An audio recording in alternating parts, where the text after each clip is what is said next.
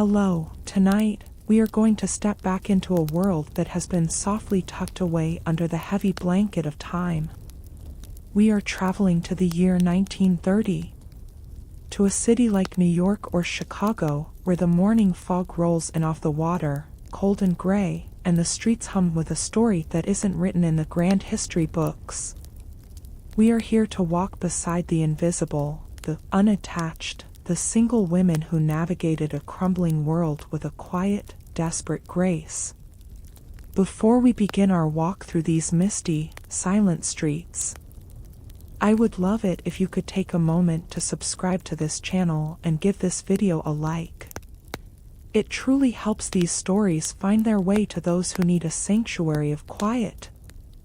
And I find myself wondering, where are you tonight? Is it late where you are? Are you listening to this under a warm quilt, or perhaps watching the streetlights flicker outside your window? Please, tell me your story in the comments. I read every one of them, and they bring a sense of community to these lonely histories. Now, let your shoulders drop. Let the tension leave your hands. Settle in. And let us breathe in the cold, crisp air of 1930. Imagine, if you will, a small, drafty room on the 4th floor of a brick tenement building.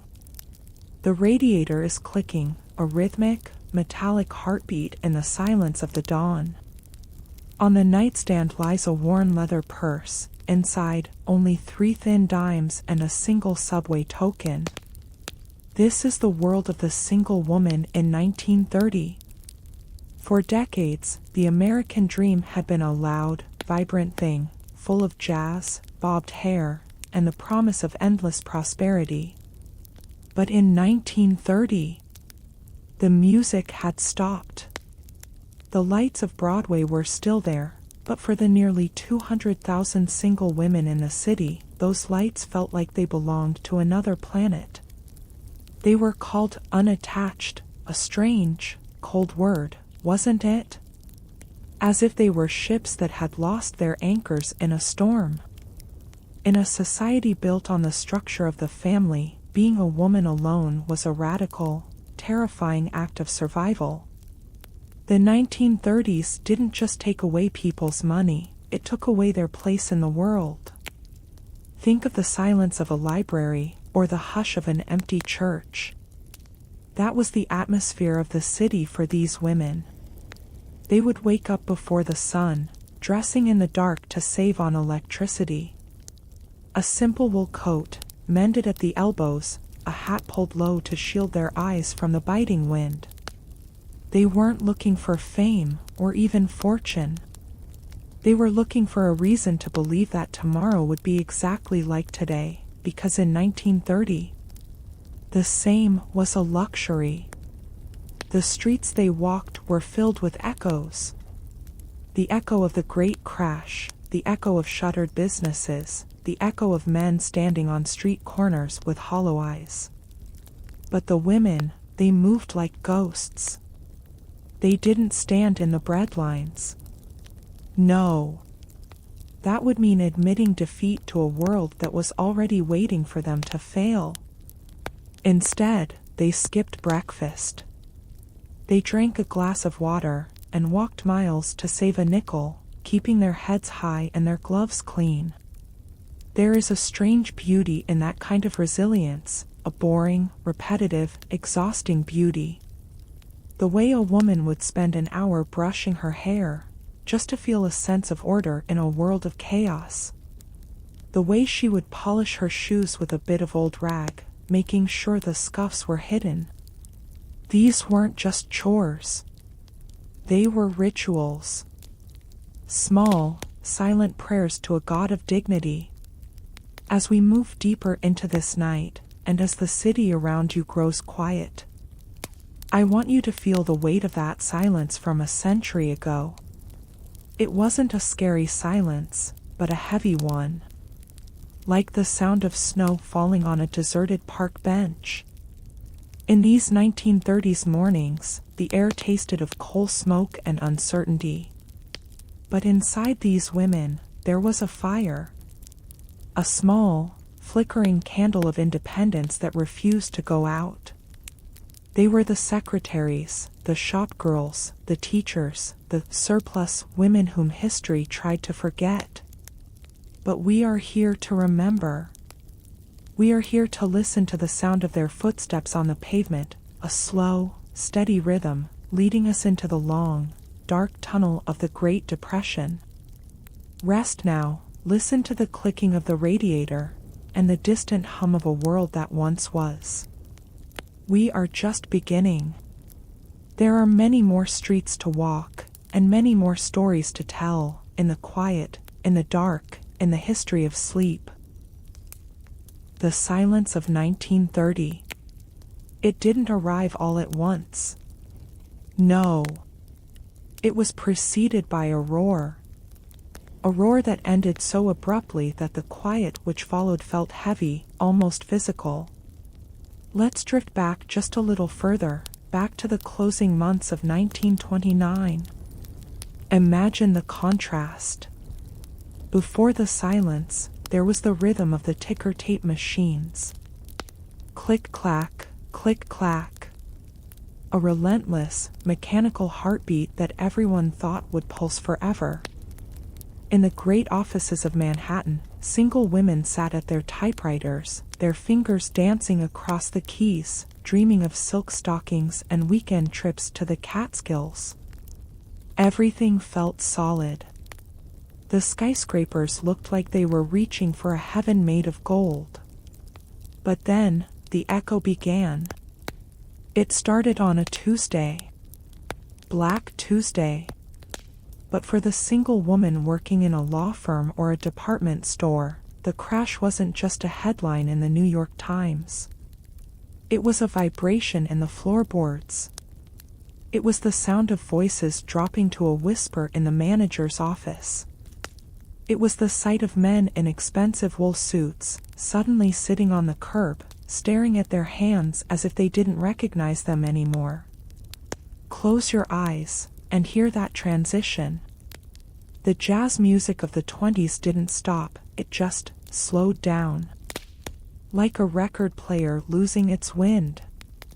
The bright, frantic notes stretched into long, low moans.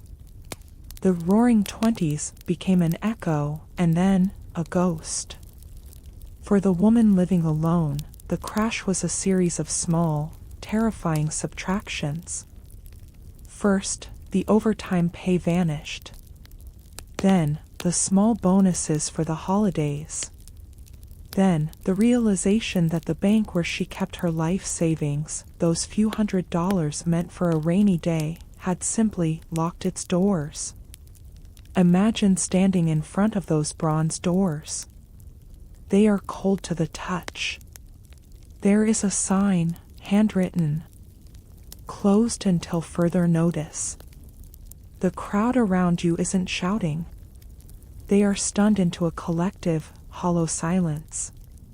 You realize, in that moment, that the safety net you spent years weaving, thread by thread, has dissolved into the gray air. And so, the echo of the crash began to define the very architecture of their lives. It changed the way a woman walked down the street. She no longer looked at the store windows with desire, she looked at them with a calculation of survival. How long would that coat last? Could those shoes be resold with a piece of cardboard? The crash didn't just break the banks, it broke the rhythm of the future. For the single woman, the dream of a home of her own or a career in the city was replaced by a singular, monotonous goal. Stay. Stay in the room. Stay in the job. Stay invisible enough to not be fired, but visible enough to be paid. Listen to the wind outside your window now, and imagine it is the wind of 1930. Blowing through the canyons of Wall Street. It carries the dust of broken promises. It carries the scent of old paper and cold stone. The city changed color. The vibrant reds and golds of the boom years faded into a palette of charcoal, slate, and sepia. Life became a study in grayscale. The grand department stores, Macy's, Gimbels, they stayed open, but their aisles were cathedrals of unwanted things. The shop girls stood like statues, their smiles fixed and frozen, waiting for customers who were busy counting pennies for milk. There is a strange, hypnotic quality to this kind of waiting. A waiting that lasts for years. Imagine our secretary again, let's call her Clara. Clara is sitting at her desk. The office is quieter now, half the desks are empty. The dust motes dance in the late afternoon sun, oblivious to the economic ruin. Clara watches them. She listens to the hum of the city outside, which has lost its frantic energy. It's a lower frequency now. A hum of endurance. The echo of the crash followed her home. It was in the way the landlady's footsteps sounded on the stairs, heavier, more urgent when rent day approached. It was in the way the gas lamp flickered, as if the very air was being rationed. But in this echo, there was also a strange, communal bond. When you walked past another woman in a faded cloche hat, you didn't have to speak. You both heard the same echo. You both knew that the world had changed beneath your feet while you were sleeping. And so, Clara would go to bed the same way you are settling in now. She would pull the thin blanket up to her chin. She would listen to the silence of the city, a silence punctuated only by the occasional horn of a distant car, or the whistle of a train heading toward the Midwest, where things were even harder. She would tell herself, just one more day. I can manage one more day. The echo of 1929 was a long, fading note, like a bell that had been struck so hard it would never stop vibrating. It lived in the back of the throat. It lived in the tightness of the chest. But as the weeks turned into months, and the months into 1931, the echo became the new normal. The shock wore off, leaving behind a steady, dull ache of reality.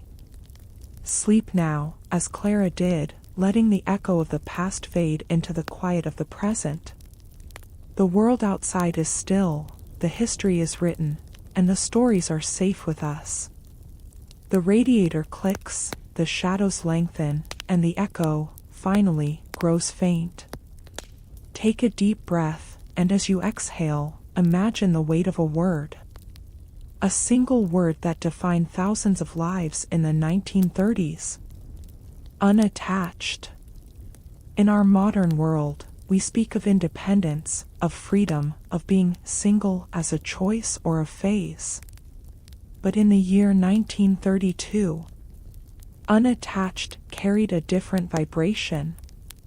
It sounded like a loose wire, sparking in the dark.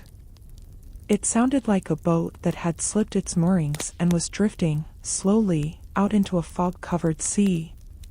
To the sociologists of the time, to the city officials, a woman without a husband or a father was a statistical anomaly. She was a puzzle they didn't want to solve.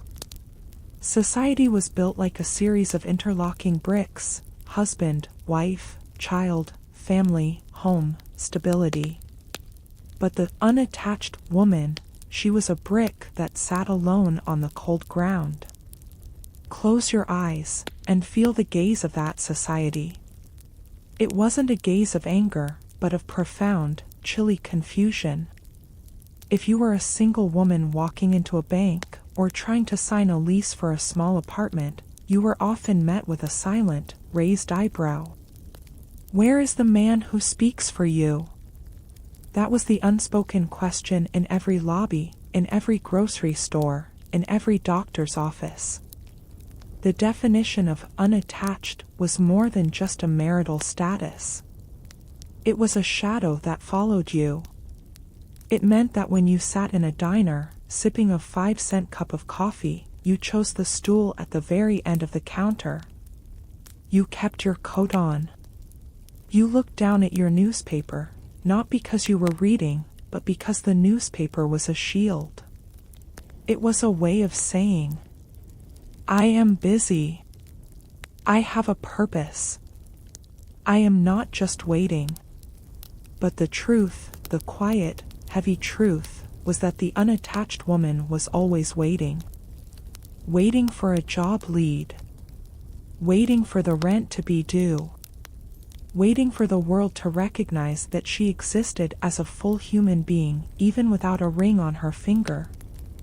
Think of the ladies' entrance at the back of the pubs, or the separate seating sections in certain restaurants.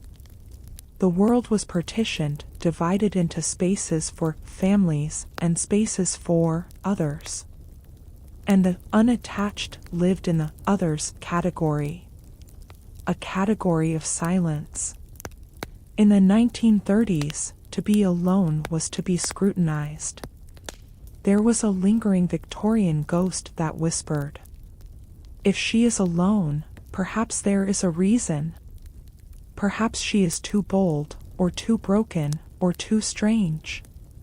The loneliness of the Great Depression wasn't just about having no money. It was about having no place. Imagine the boarding houses of Chicago, or the brownstones of Boston. Inside, there were hallways filled with the scent of boiled cabbage and floor wax. Behind each door was a story of an unattached life. Let's think about a woman named Margaret. Margaret is 34. She is a librarian. She has a steady hand and a soft voice. To the world, she is a spinster, another cold, sharp word. But to herself, Margaret is a fortress. Every morning, she pins her hair up with silver clips, click, click, a tiny armor for her head. She polishes her spectacles until they are crystal clear. For Margaret, being unattached means she is the only person who knows if she is hungry. She is the only person who knows if she is cold at night. There is a profound loneliness in that, yes, but also a terrifying, quiet power. She is responsible for her own soul. The world of 1932 tried to make these women feel small.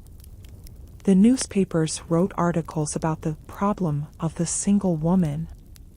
They suggested she should move back to the farm, back to her parents, as if she were a piece of luggage that had been left at the station. But many had no farm to go back to. The dust storms had taken the farms. The banks had taken the parents' homes. So, they stayed in the cities. They lived in the gaps. They became experts at disappearing into the architecture. Listen to the rhythm of my voice, and let it be the rhythm of Margaret's footsteps. Step, pause, step, pause. She walks through the park. She sees the couples on the benches, their heads leaning together. She sees the families with their children, sharing a single apple. She is not jealous, not exactly. She is simply separate. Like a different species of bird flying in the same sky. Unattached meant that your emergencies were yours alone. If the radiator stopped clanking in the middle of January, you didn't call for help. You wrapped yourself in your coat, and then your spare blanket, and then your towels, until you were a cocoon of wool and cotton. You sat in the dark, listening to your own breathing, a soft, steady sound in the freezing room. There is a peace in that breath. A peace that comes when you realize that you are still here. That despite the crash, despite the stigma, despite the unattached label, your heart is still beating its own private, defiant rhythm. Society might not have a name for your strength, but the strength is there. It's in the way you save the silver foil from a chocolate bar to mend a hole. It's in the way you write letters to a sister you haven't seen in years, describing the beautiful sunset over the skyscrapers, but omitting the fact that you skipped dinner. The definition of unattached was slowly changing, though the women living it didn't know it yet. They were the pioneers of a new kind of adulthood. They were learning to build a life out of fragments. A life where the primary relationship was with oneself. Rest your mind now on the image of those quiet boarding house hallways. The lights are being turned off, one by one. Each unattached woman is retiring to her small sanctuary. The world outside is vast and uncertain, but inside the room, there is a small lamp, a book, and the slow, heavy descent of sleep. The label doesn't matter anymore. The words single, spinster, unattached, they all dissolve in the dark. All that remains is the person. Safe. Still. Breathing. Sleep now, as we leave Margaret and the thousands like her in their quiet rooms. The night is long, and we have more to see. But for now, just let the silence hold you.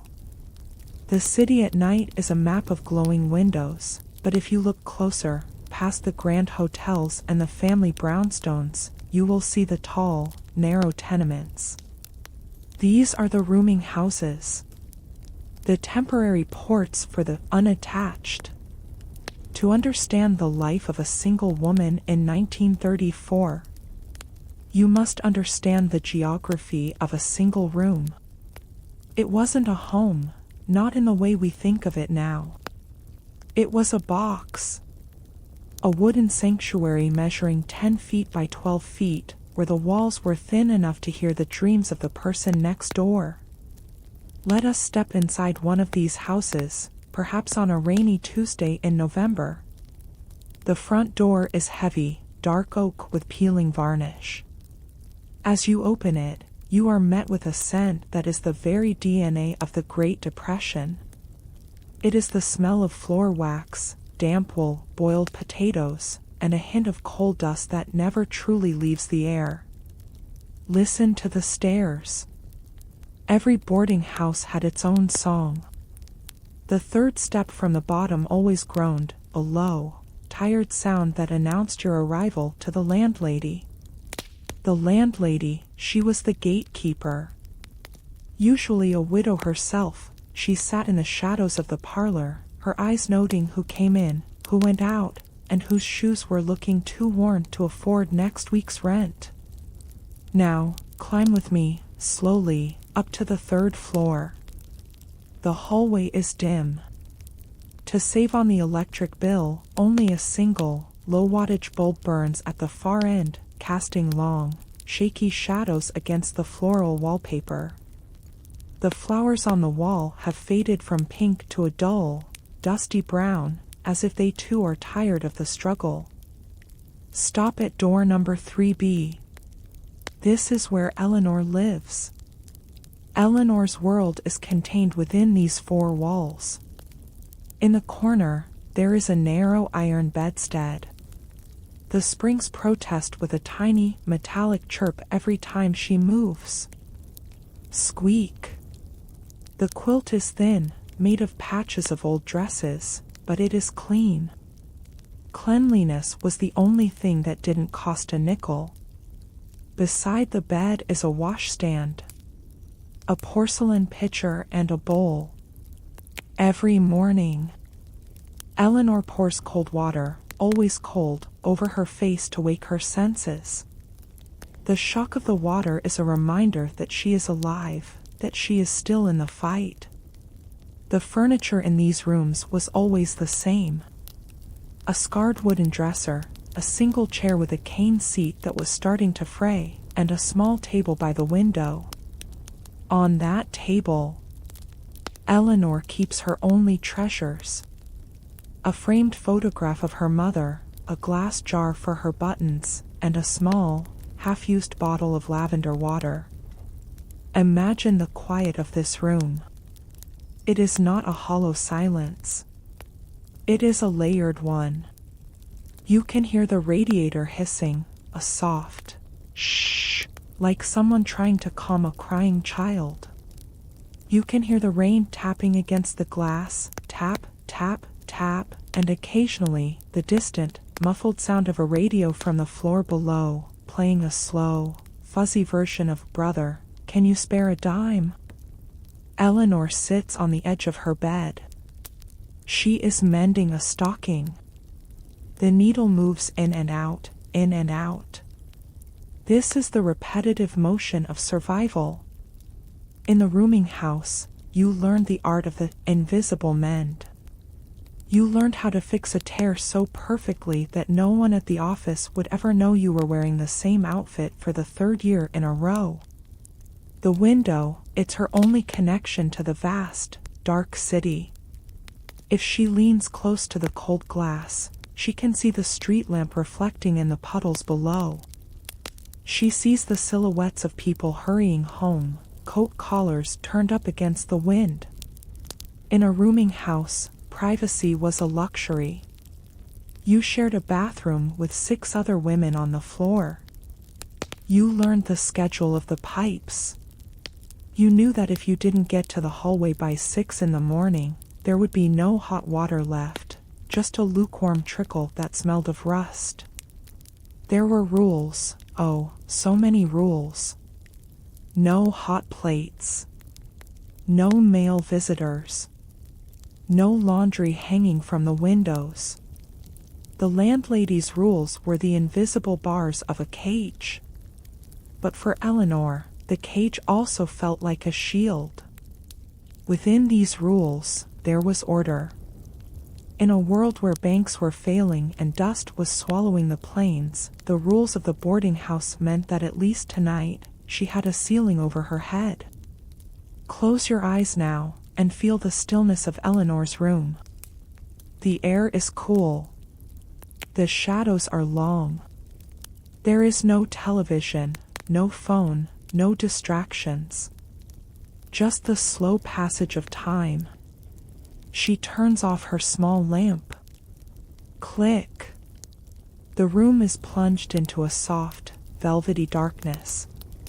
The light from the street lamp filters through the lace curtains, drawing patterns of diamonds and crosses on the floorboards.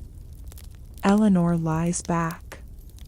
She pulls the patchwork quilt up to her chin. She thinks about the hundreds of other women, in the hundreds of other rooms, in this very neighborhood. They are all doing the same thing. They are all staring at the ceiling, listening to the city breathe, calculating the days until the next paycheck. They are alone, but they are together in this architecture of endurance. The rooming house is a quiet place, a place for resting weary feet and heavy hearts. It doesn't ask much of you.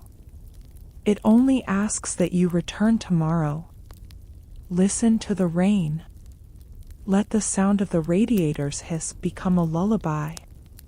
You are safe here, in the quiet history of the night. The room is small, but it is enough. It is always enough for tonight. Rest now. The stairs have stopped creaking. The landlady has turned out her light. The city is just a distant murmur, like the sound of the ocean in a shell. Sleep, as Eleanor sleeps, in the heart of 1934. As the 1930s deepened, something strange began to happen to the very heart of American life. It wasn't just the banks that were empty, or the granaries. It was the churches. The wedding bells that used to ring out on Saturday afternoons, they grew silent. In the decade of the Great Depression, the marriage rate didn't just dip, it collapsed. It fell by 22%. Think about that number. Millions of vows that were never spoken. Millions of homes that were never built. Millions of futures that were simply put on hold. Close your eyes and imagine a young couple sitting on a park bench in 1935. Let's call them Thomas and Martha. They have been engaged for 4 years. 4 years of waiting. In any other decade, they would have been married in a month. They would have had a small house with a white fence, and perhaps a child in a cradle. But in 1935, was a luxury they couldn't afford. Thomas works at a garage, but only 2 days a week. Martha is a stenographer. Between them, they have just enough to pay for their separate rooms in separate boarding houses, and maybe a movie ticket once a month. Marriage, in the eyes of the 1930s, required a provider. And how can a man provide when the world itself feels hollow? Listen to the wind rustling the dry leaves in the park.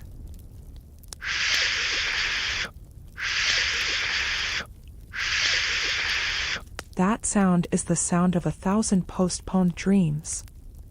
Martha looks at the ring on her finger, a simple silver band, not the diamond she once hoped for.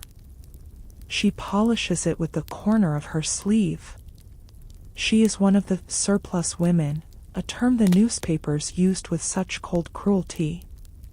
Women who were ready for life, but for whom life wasn't ready. The collapse of marriage wasn't just about money, it was about the death of certainty.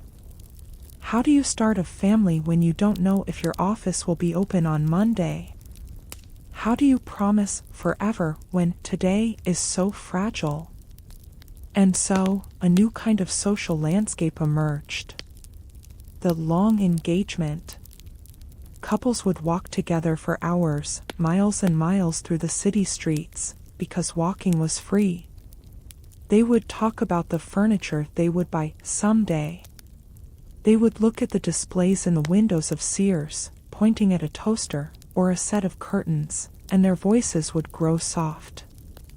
These objects weren't just things, they were symbols of a stability that felt as distant as the moon. Pause, let the quiet settle. For the single woman, this collapse of marriage meant a strange and lonely independence. She wasn't a wife, she wasn't a mother, she was just herself. And in 1930s America, that was a heavy thing to be. Many women began to realize that the waiting might never end.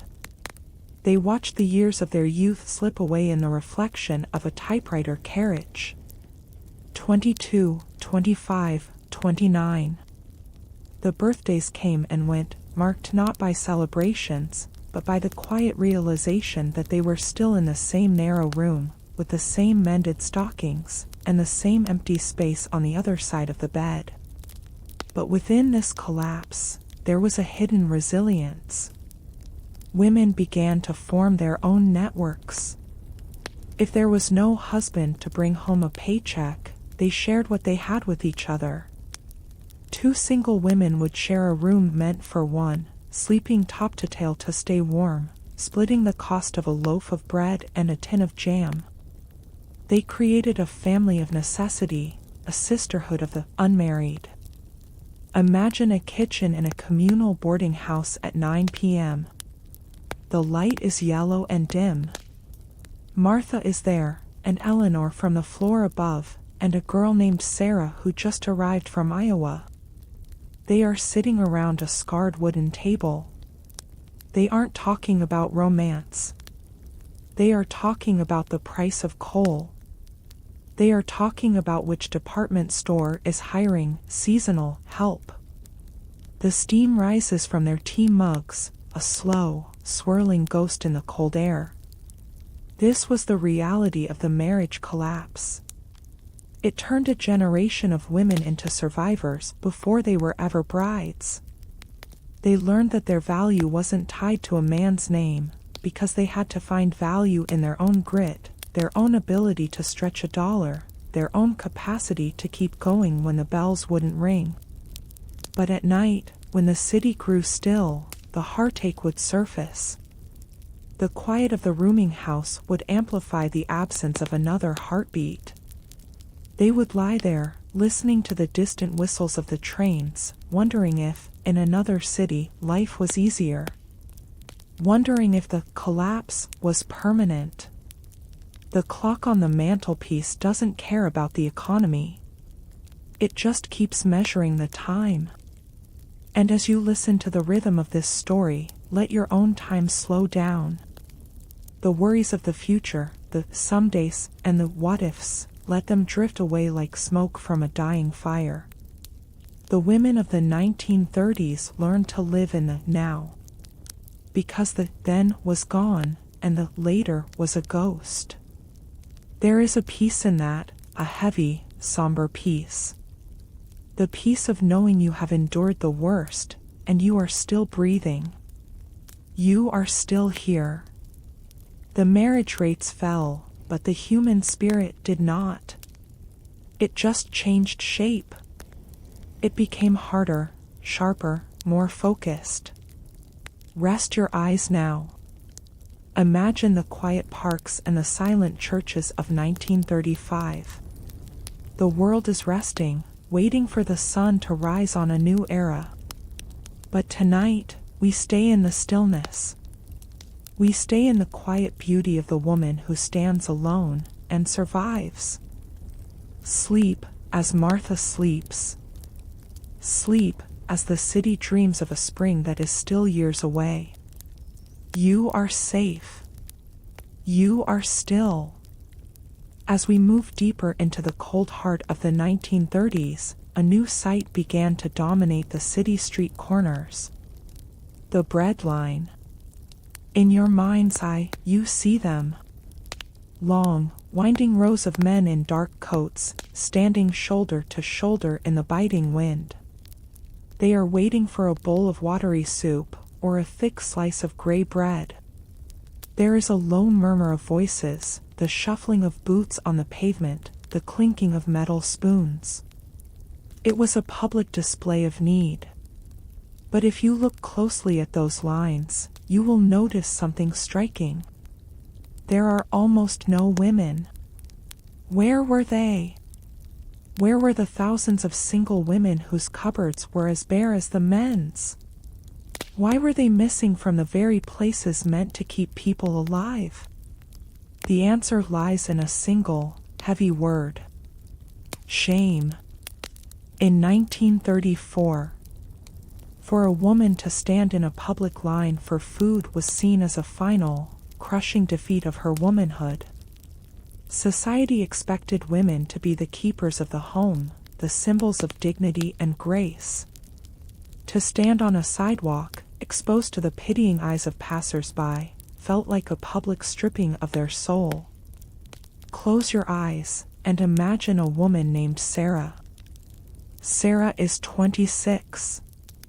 She was a shop girl at a high-end boutique until it closed its doors 6 months ago. Now, her last nickel was spent yesterday on a single egg. Today, her stomach is a hollow, aching void. She walks past the bread line on 42nd Street. She smells the steam from the soup kettles, a salty, meaty aroma that makes her dizzy. But she doesn't stop. She adjusts her scarf, pulls her threadbare coat tighter, and keeps walking. Step, pause, step, pause. Her heart is racing, but her face is a mask of calm. This was the invisible hunger. The single woman would rather starve in the silence of her rooming house than be seen as a charity case on the street. To the world, she wanted to appear as if she were just going to a meeting or visiting a friend. Even if her shoes had holes, even if she hadn't eaten a full meal in 3 days. Think of the energy it takes to maintain that illusion. The quiet, exhausting work of pretending you are okay when the world is crumbling. Instead of breadlines, women looked for invisible ways to survive. They would go to the public libraries, not just to read, but because it was warm, and because no one asked why you were sitting there for 6 hours. They would drink cup after cup of water, trying to trick their bodies into feeling full. Listen to the silence of that library. The scratching of pens, the turning of pages, the soft, heavy thud of a book being closed. Thump. Sarah sits in the back, near the radiator. She has a book of poetry in her lap, but her eyes are closed. She is drifting in that strange, light-headed space between wakefulness and hunger-induced sleep. In this quiet sanctuary, she doesn't have to be unattached or unemployed. She is just a patron, a citizen. But the hunger doesn't go away. It just becomes a dull, rhythmic throb, like the ticking of a clock. Some women found their way to penny pantries or church basements, places hidden away from the main streets. There, in the dim light of a cellar, they could accept a bag of flour or a tin of beans without the whole world watching. Even there, they spoke in whispers. They didn't look each other in the eye. To acknowledge another's hunger was to acknowledge your own. There is a profound loneliness in this kind of pride. To be hungry and silent is a weight that few can carry for long. And yet, they carried it. They mended their dresses until the fabric was more thread than cloth. They used cold cream to hide the paleness of their cheeks. They practiced their interview smiles in cracked mirrors, even when there were no interviews to go to. The shame of the breadline was a testament to their resilience, but also a tragedy of their time. It showed a world that cared more about the appearance of order than the reality of suffering. As you settle deeper into your bed, feel the warmth of your surroundings. Feel the safety of your own space. Let the memory of those silent women remind you of the strength of the human spirit, but let it also remind you that it is okay to rest. It is okay to let go of the mask. Tonight, you don't have to be strong. You don't have to pretend. You are safe in the quiet. The breadlines of 1934 are long gone, faded into the gray mist of history. The shame has evaporated, leaving only the stories of endurance.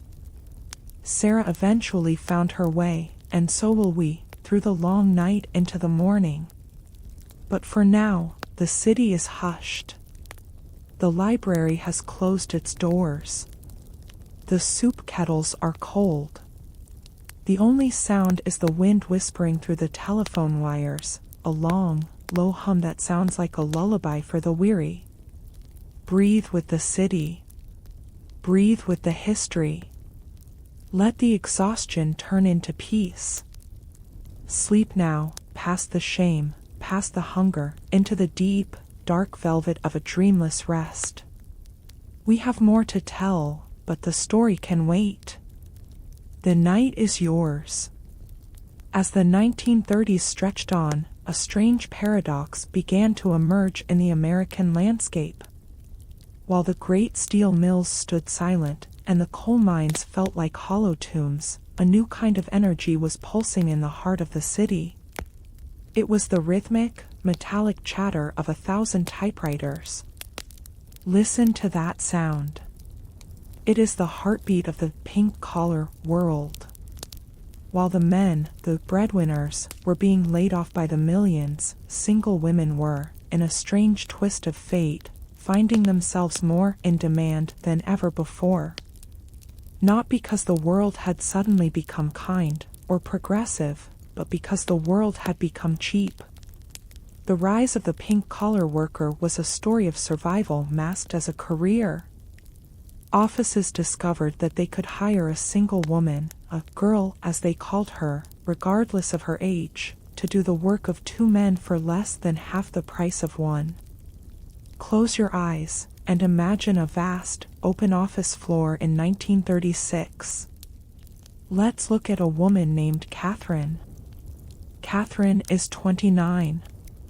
She wears a simple navy blue dress with a white lace collar that she washes by hand every single night. She sits at a desk in a row of 50 other desks, all perfectly aligned like headstones in a graveyard of ambition. In front of her is a Remington typewriter. It is a heavy, black machine, cold to the touch in the morning. Catherine's fingers are thin, but they are strong. They have to be. She will type for 8 hours today, rarely looking up, her mind a blur of Greg shorthand and legal terminology. The air in the office is thick with the smell of ink, old paper, and the faint, ozone scent of the electric fans that hum in the corners. Whir. This was the birth of a new class. The secretaries, the stenographers, the telephone operators. They were the nervous system of a failing economy. They kept the records of the debts, they typed the notices of the foreclosures, they connected the calls of desperate men. They were pink collar because they occupied a space that was neither domestic nor industrial. They were the invisible gears. Catherine enjoys the routine, in a way. The routine is safe. As long as her fingers keep moving, the world stays in balance. As long as the ting of the typewriter bell rings at the end of every line, she knows she has earned another hour of existence. But there is a weight to this work. It is the weight of being disposable. If Catherine makes a mistake, if she falls ill, if she shows the slightest sign of weariness, there are 100 other, unattached women standing outside in the hallway, waiting for her chair. They are waiting in their mended coats, clutching their diplomas and their hoping for the chance to sit in the dark and type until their eyes ache. Think of the physical toll of this quiet labor. The ache in the small of the back. The stiffness in the neck. The way the letters begin to swim on the page like tiny black insects after the 4th hour. Catherine doesn't complain. No one in 1936 complains about having a chair to sit in. Instead, she finds small ways to reclaim her soul. She keeps a single dried flower in her desk drawer, a souvenir from a walk in the park 3 summers ago. Sometimes, when the supervisor isn't looking, she opens the drawer just an inch, and the faint, dusty scent of lavender reminds her that she is more than just an extension of the machine. The pink collar rise was a quiet revolution. For the first time, single women were becoming the primary earners of their small, lonely households. They were the ones paying the landlady. They were the ones sending a dollar bill home to their mothers in a plain envelope. They were gaining a terrifying, exhilarating kind of independence. But it was an independence born of exhaustion. At lunch, Catherine sits at her desk and eats a single apple. She listens to the other women. They talk about the movies, about Clark Gable, or the latest radio play. They talk about anything except the work. They talk to keep the silence of the pink collar reality from swallowing them whole. As you listen to the steady rhythm of my voice, let it become the steady rhythm of Catherine's typewriter.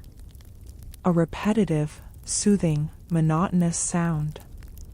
It's the sound of a generation moving forward, one keystroke at a time. The sun begins to set outside the office windows, casting long, amber streaks across the linoleum floor. The ting of the bells slows down. One by one, the machines are covered with their gray dust shrouds. The day is done. Catherine stands up, her legs stiff, her mind weary. She walks to the cloakroom, finds her coat, and steps out into the cool evening air. She is part of the rise, a tiny, essential part of a history that would eventually change the world for every woman who came after her. But tonight, she isn't thinking about history. She is thinking about the walk home. She is thinking about the cup of tea waiting in her room. She is thinking about the luxury of closing her eyes.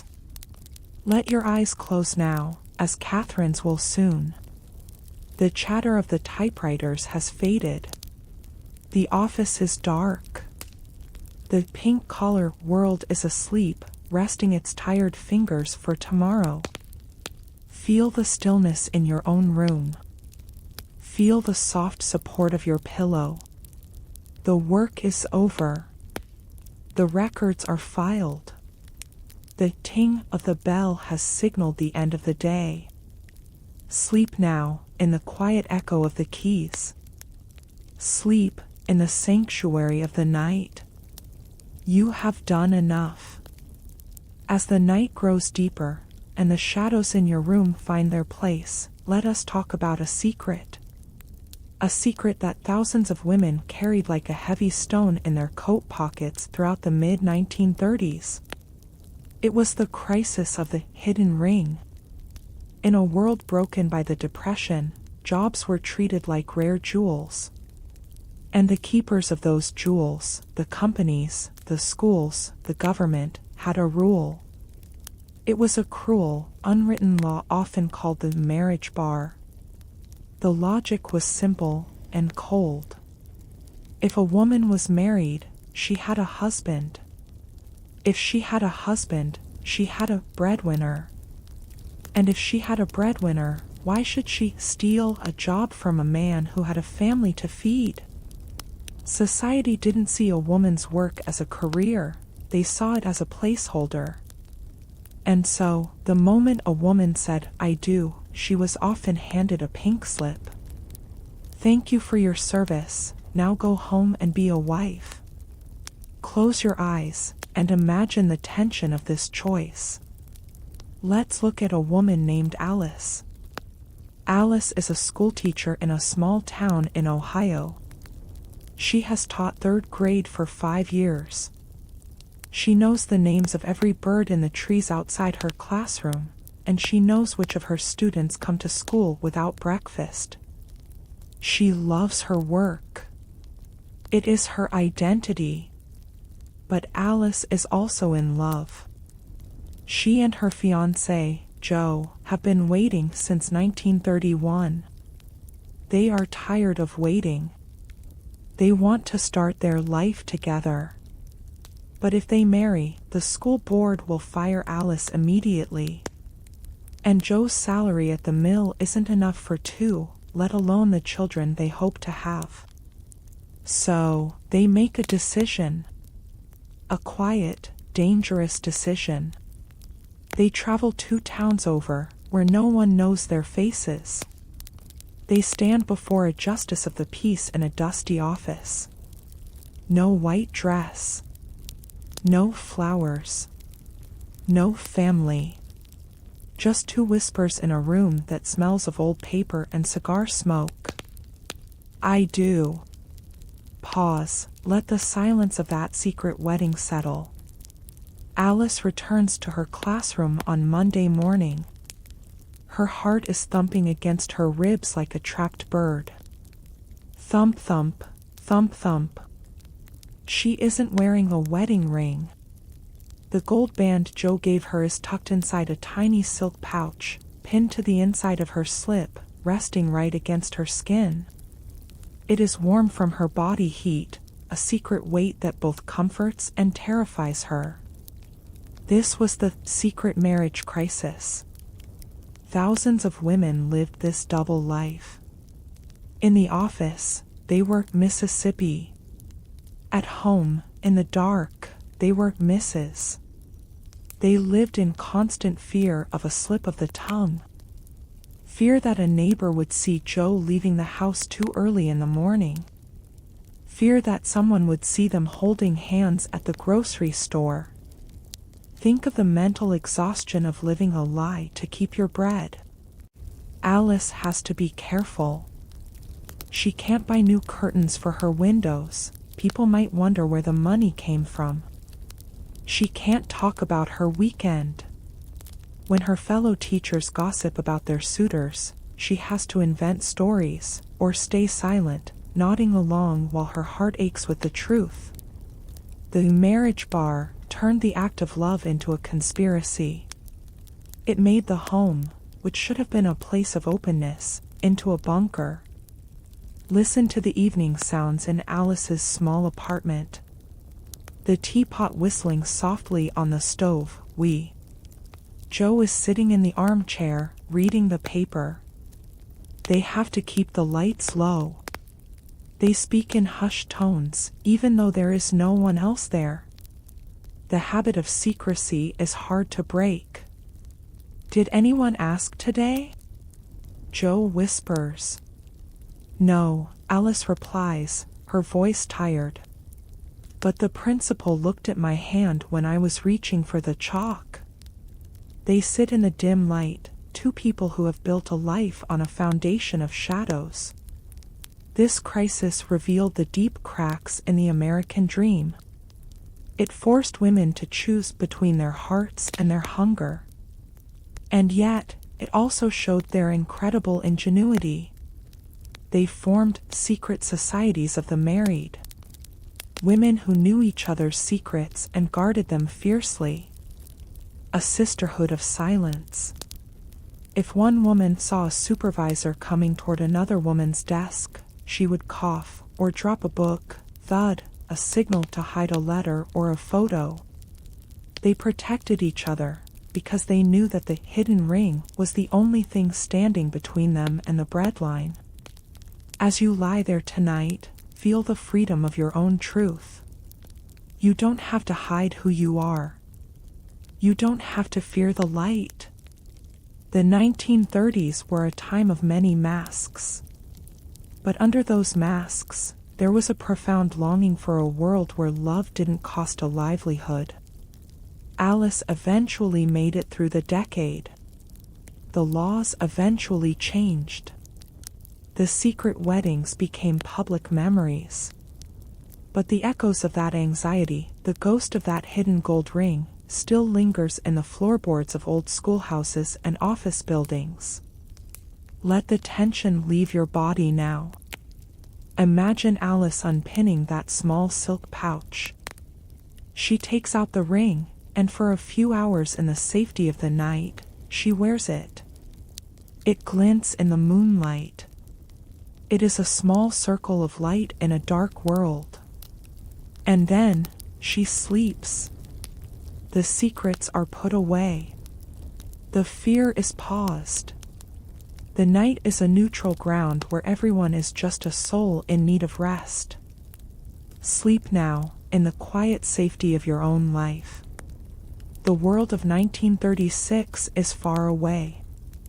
The secrets are safe with history. Breath by breath, let the story drift into the background. You are still. You are safe.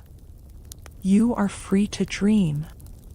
Tonight, as you settle deeper into the soft embrace of your blankets, let us consider the weight of small things. The weight of pennies, the texture of paper nickels, and the quiet, repetitive music of a budget. In 1937, for the single woman living in the city, survival was a mathematical equation. A slow, deliberate dance performed on a tightrope of $12 a week. $12. It sounds like so little to us now, but then, it was a kingdom. It was the difference between a roof over your head and the cold pavement of the park. Close your eyes, and imagine sitting at a small, wobbly wooden table. Let's look at a woman named Dorothy. It is Saturday night. The city outside is loud with the sounds of trolley cars and distant laughter, but inside Dorothy's room, there is only the sound of a pencil scratching against a scrap of paper. Scratch, scratch, scratch. On the table. Dorothy has lined up her wealth. One $10 bill, 2 singles, and a small pile of copper and silver coins. $12. This is her reward for 48 hours of filing papers and answering phones. This is her life, distilled into paper and ink. Now, watch as she begins the ritual. The envelope method. First, the biggest stone in the pond. Rent.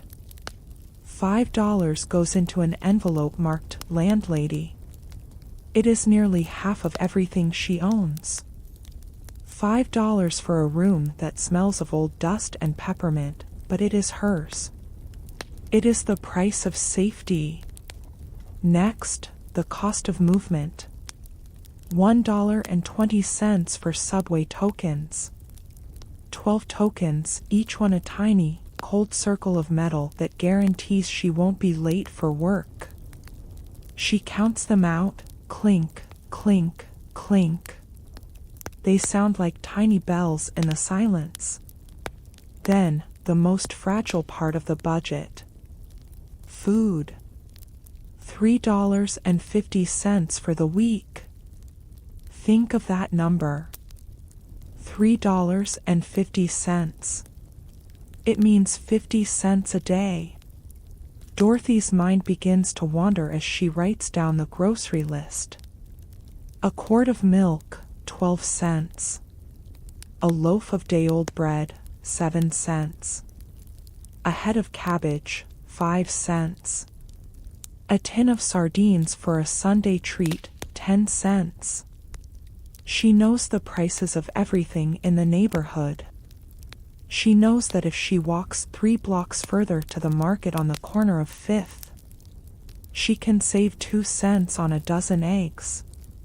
2 cents. To Dorothy, 2 cents is a luxury. 2 cents is the postage stamp she needs to write to her sister in Kansas. Listen to the rhythm of the numbers.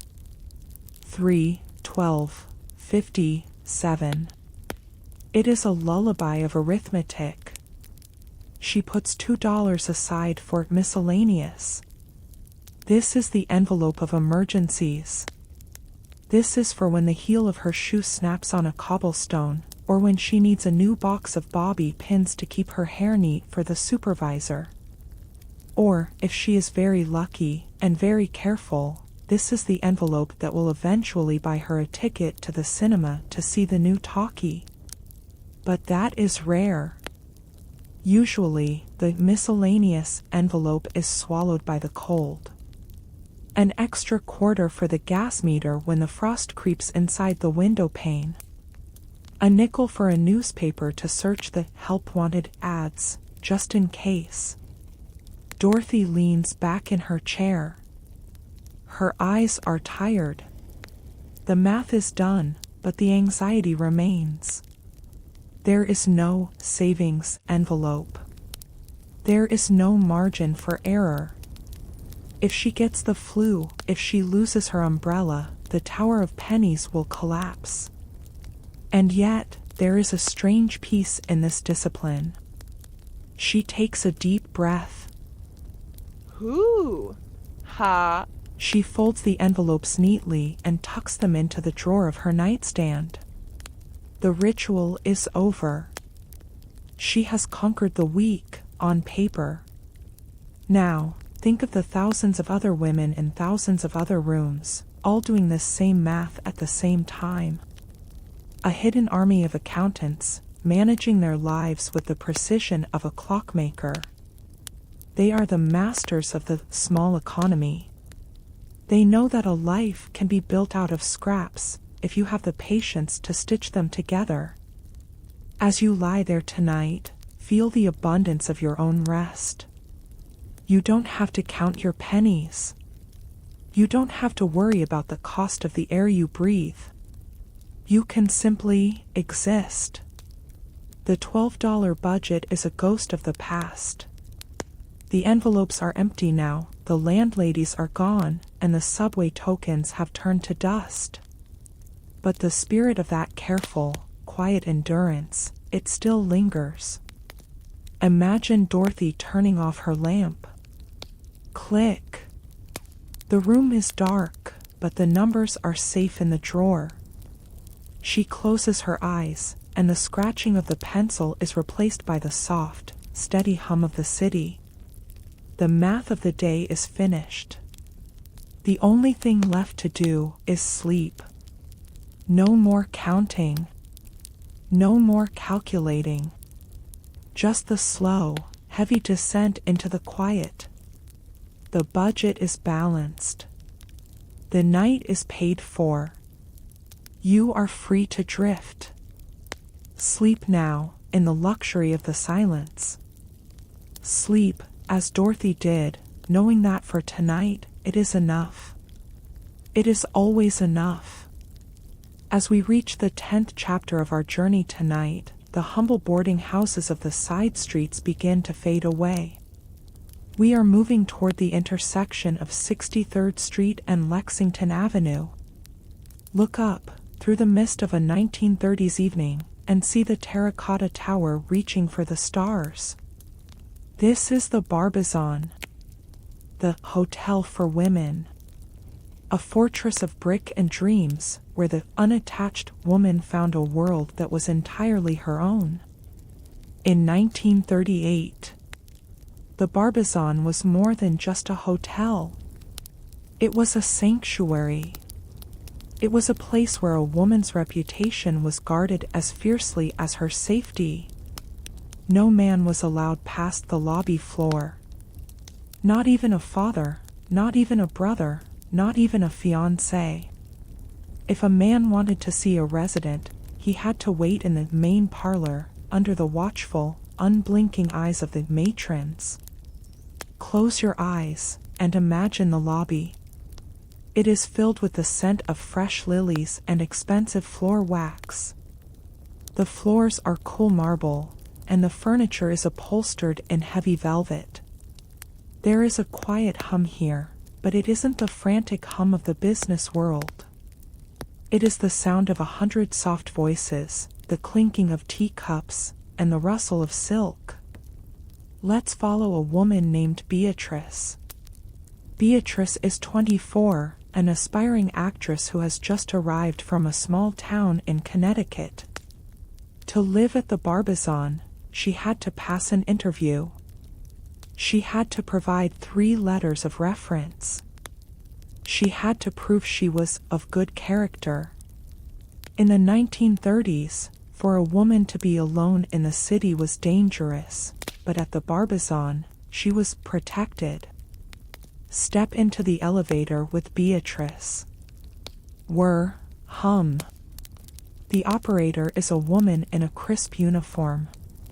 They rise past the library, past the swimming pool, past the music studios where the sound of a lonely violin sometimes drifts through the vents.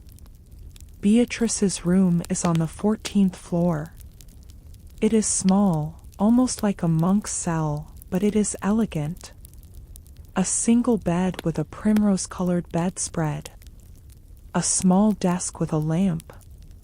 A radio built into the wall. And a window that looks out over the gargoyles of Manhattan. Pause, let the height of the building and the silence of the room settle.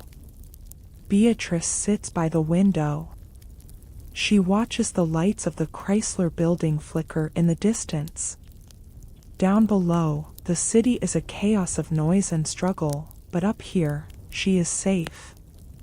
The Barbizon was an island in a storm. But even in this castle for women, the reality of the 1930s was never far away. Many of the women living here were on scholarships or were barely scraping together the rent. They would dress in their finest furs to go down to the lobby, looking like heiresses, only to return to their rooms and eat a tin of cold soup over a hot plate hidden in a suitcase. This was the Barbizon glamour. A beautiful mask worn over a face of uncertainty. Listen to the evening ritual of the hotel. At 8 p.m., the floor clerk walks down the hallway. Her footsteps are light on the carpet. Pat, pat, pat. She ensures that all the doors are closed, that the rules are being followed. In the lounge, women sit in circles.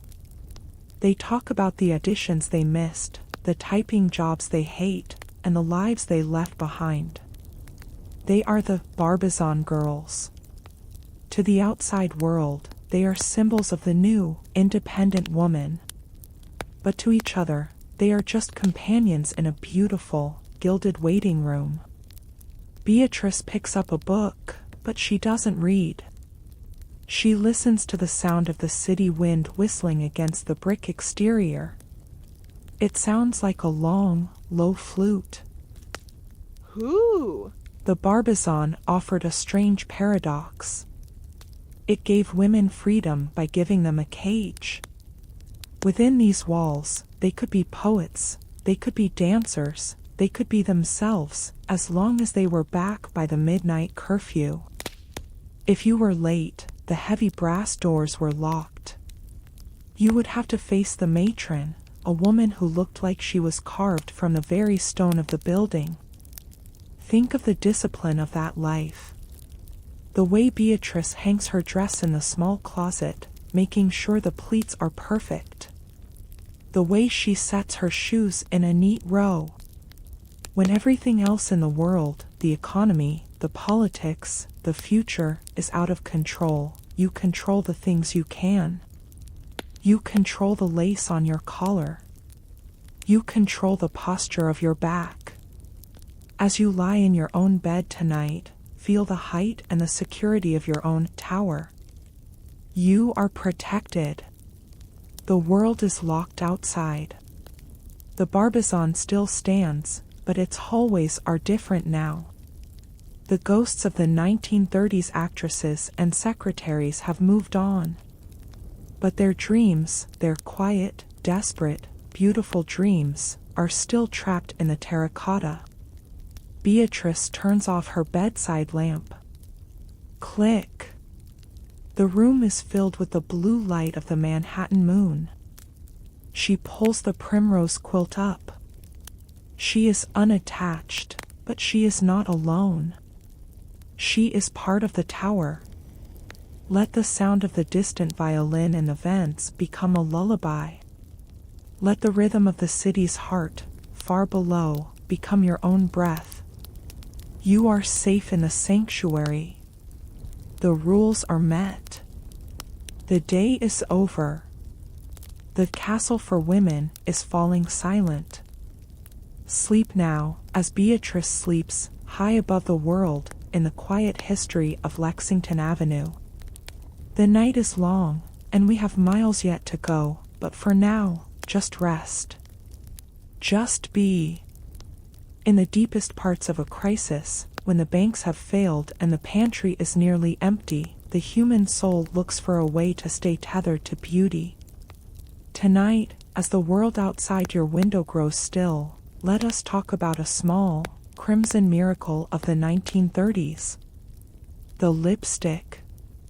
It is a strange thing, isn't it? In 1939, as the decade drew to a close, the sales of cosmetics didn't fall. They rose. This is what historians call the lipstick effect. When a woman couldn't afford a new coat, or a pair of leather boots, or even a full dinner, she could still afford a 10-cent tube of Tangy or Max Factor Red. Close your eyes, and imagine the ritual. Let's look at a woman named Clara. Clara has been wearing the same gray wool suit for 4 years. The hem is frayed, and the lining is held together with safety pins. But as she stands before the cracked mirror in her rooming house, she isn't looking at the suit. She is looking at her face. She picks up a small, brass tube. Click. The sound of the cap being removed is a tiny, metallic promise.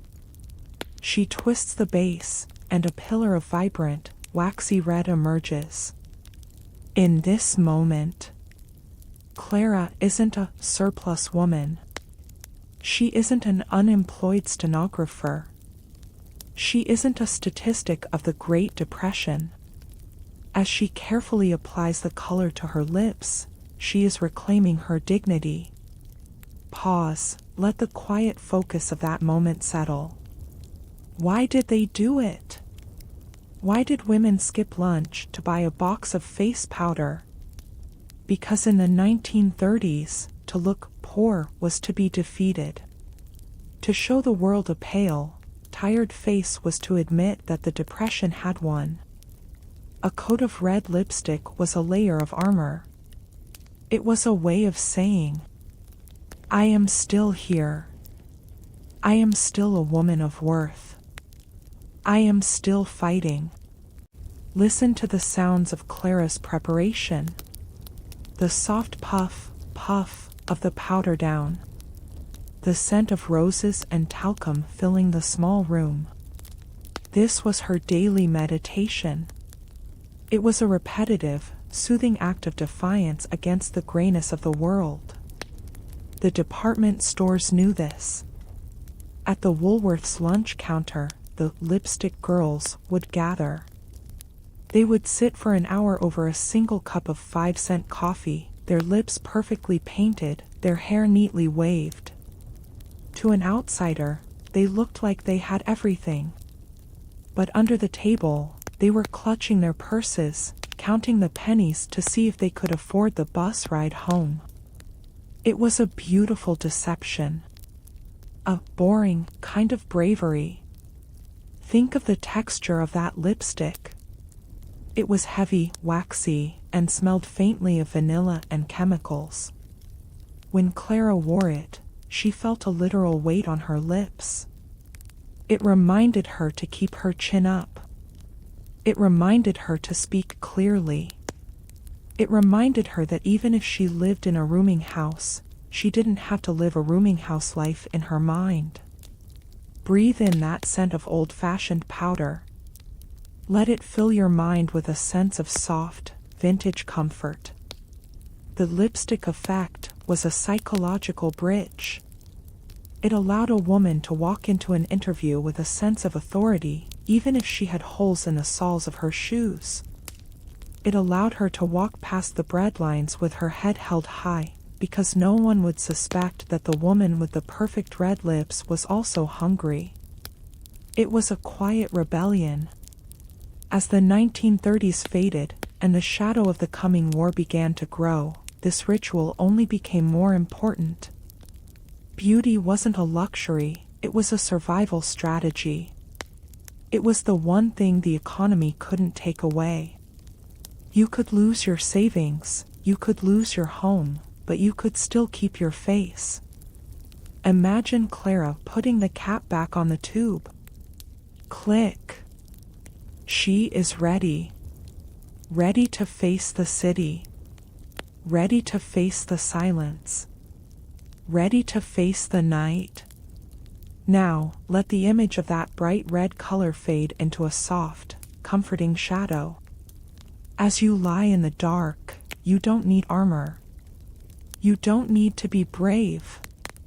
You are safe in the undecorated truth of your own rest. The lipstick is back in the drawer. The powder has settled. The armor has been taken off. The women of the 1930s understood that beauty is a form of rest for the soul. And tonight, your soul is resting. The lipstick effect has done its work. It kept the spirit alive until the dawn. And now, it is time for the spirit to sleep. Let the rhythm of your breathing become the only thing you focus on. In and out, in and out. You are safe. You are dignified. You are still. Sleep now, as Clara did, after the red was wiped away and the dreams took over. The history is quiet. The day is finished. As the deep stillness of the night settles around you, let us listen to a different kind of rhythm. Not the clatter of the city, but the soft, silver whisper of a needle passing through cloth. Swish, pull, swish, pull.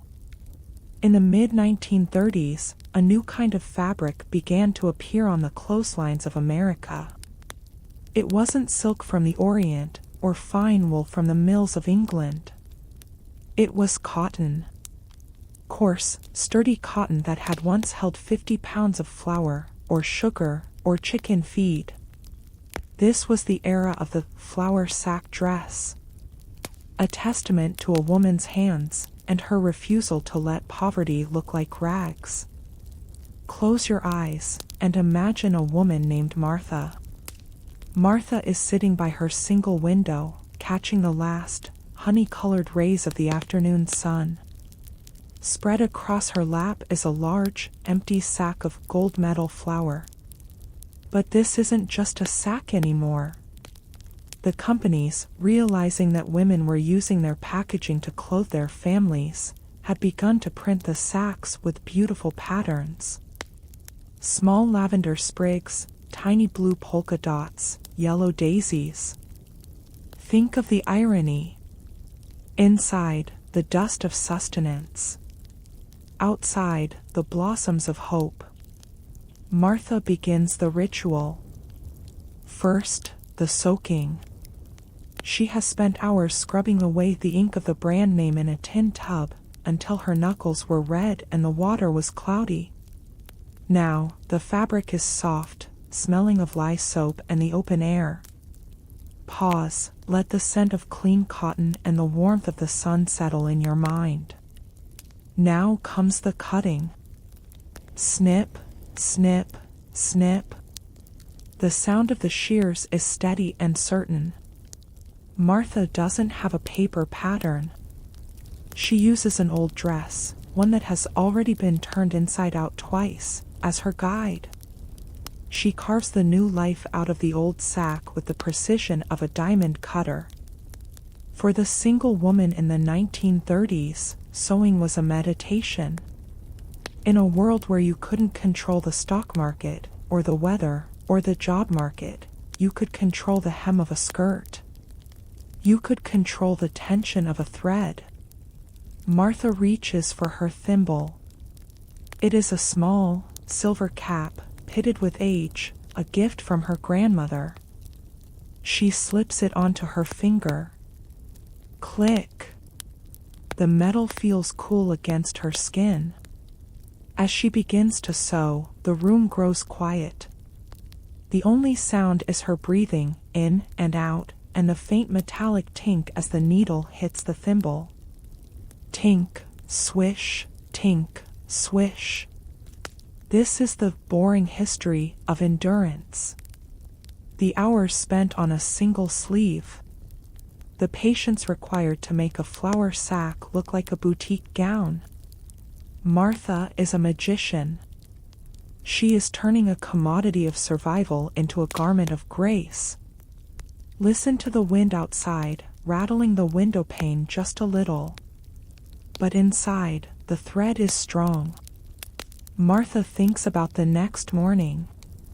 She will wear this dress to the office, or the market. No one will see the gold medal logo, because it is gone. They will only see the lavender sprigs. They will see a woman who has not given up. The flour sack dress was more than fashion. It was a secret language. When two women passed each other on the street, they would look at the fabric. A nod, a small smile. They recognized the pattern. They knew the work that went into it. It was a sisterhood of the needle. As you lie there, let the repetitive motion of sewing pull you deeper into rest. Imagine the thread, a long, unending line of silver, connecting the past to the present. The 1930s was a decade of mending. Mending hearts, mending homes, mending lives. And the single woman was the master of the stitch.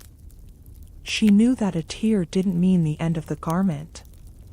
It just meant it needed a little more time, a little more care. Martha's eyes grow heavy. The sun has dipped below the skyline. The room is now a sea of deep violets and grays. She folds the dress neatly, the cotton cool and soft. The needle is tucked into its velvet cushion. The thimble is placed in its wooden box. The work is done for today. Think of the millions of stitches made by millions of hands in 1935. A quiet, collective effort to keep the world from fraying at the edges. Now, let your own edges soften. You don't need to mend anything tonight. You don't need to be productive. You can be like the finished dress, laid out, still, at peace. The flour sacks have all been used. The thimbles are silent. The history of the needle is a story of rest. Sleep now, as Martha sleeps, her hands finally still, her mind as quiet as the lavender sprigs on her new dress. The thread of the day has reached its knot. The night is secure. Tink, swish, sleep. As the night stretches its long, dark fingers across the world, let us sink into the most rhythmic, the most repetitive, and perhaps the most hypnotic part of our journey. The life of the secretary in 1937. Close your eyes and imagine the sound of a city waking up. But it's not a loud awakening. It's the sound of thousands of low-wattage light bulbs flickering to life in office buildings that look like stone giants. Among the shadows of these giants, we find the secretary. Let us follow a woman named Helen. Helen is 31. Her life is governed by the ticking of the clock on the office wall, a heavy, circular clock with a black frame and a face that never smiles. It is 8:45 a.m. Helen arrives at her desk. Before she even takes off her hat, she performs the first ritual of the day. The unveiling. She reaches for the gray, canvas dust cover that protects her typewriter. She lifts it slowly, as if she is uncovering a sacred relic. The machine underneath is a black Underwood No. 5. It is made of cast iron and glass, cold, silent, and waiting. Think about the weight of that machine. It is not like the feather-light devices of today. It is heavy. It is permanent. Helen runs her cloth over the glass keys. A, S, D, F. Each key is a tiny window into the world of commerce. She polishes them until they glint in the morning light. Now, the preparation of the paper. This is a slow, methodical process.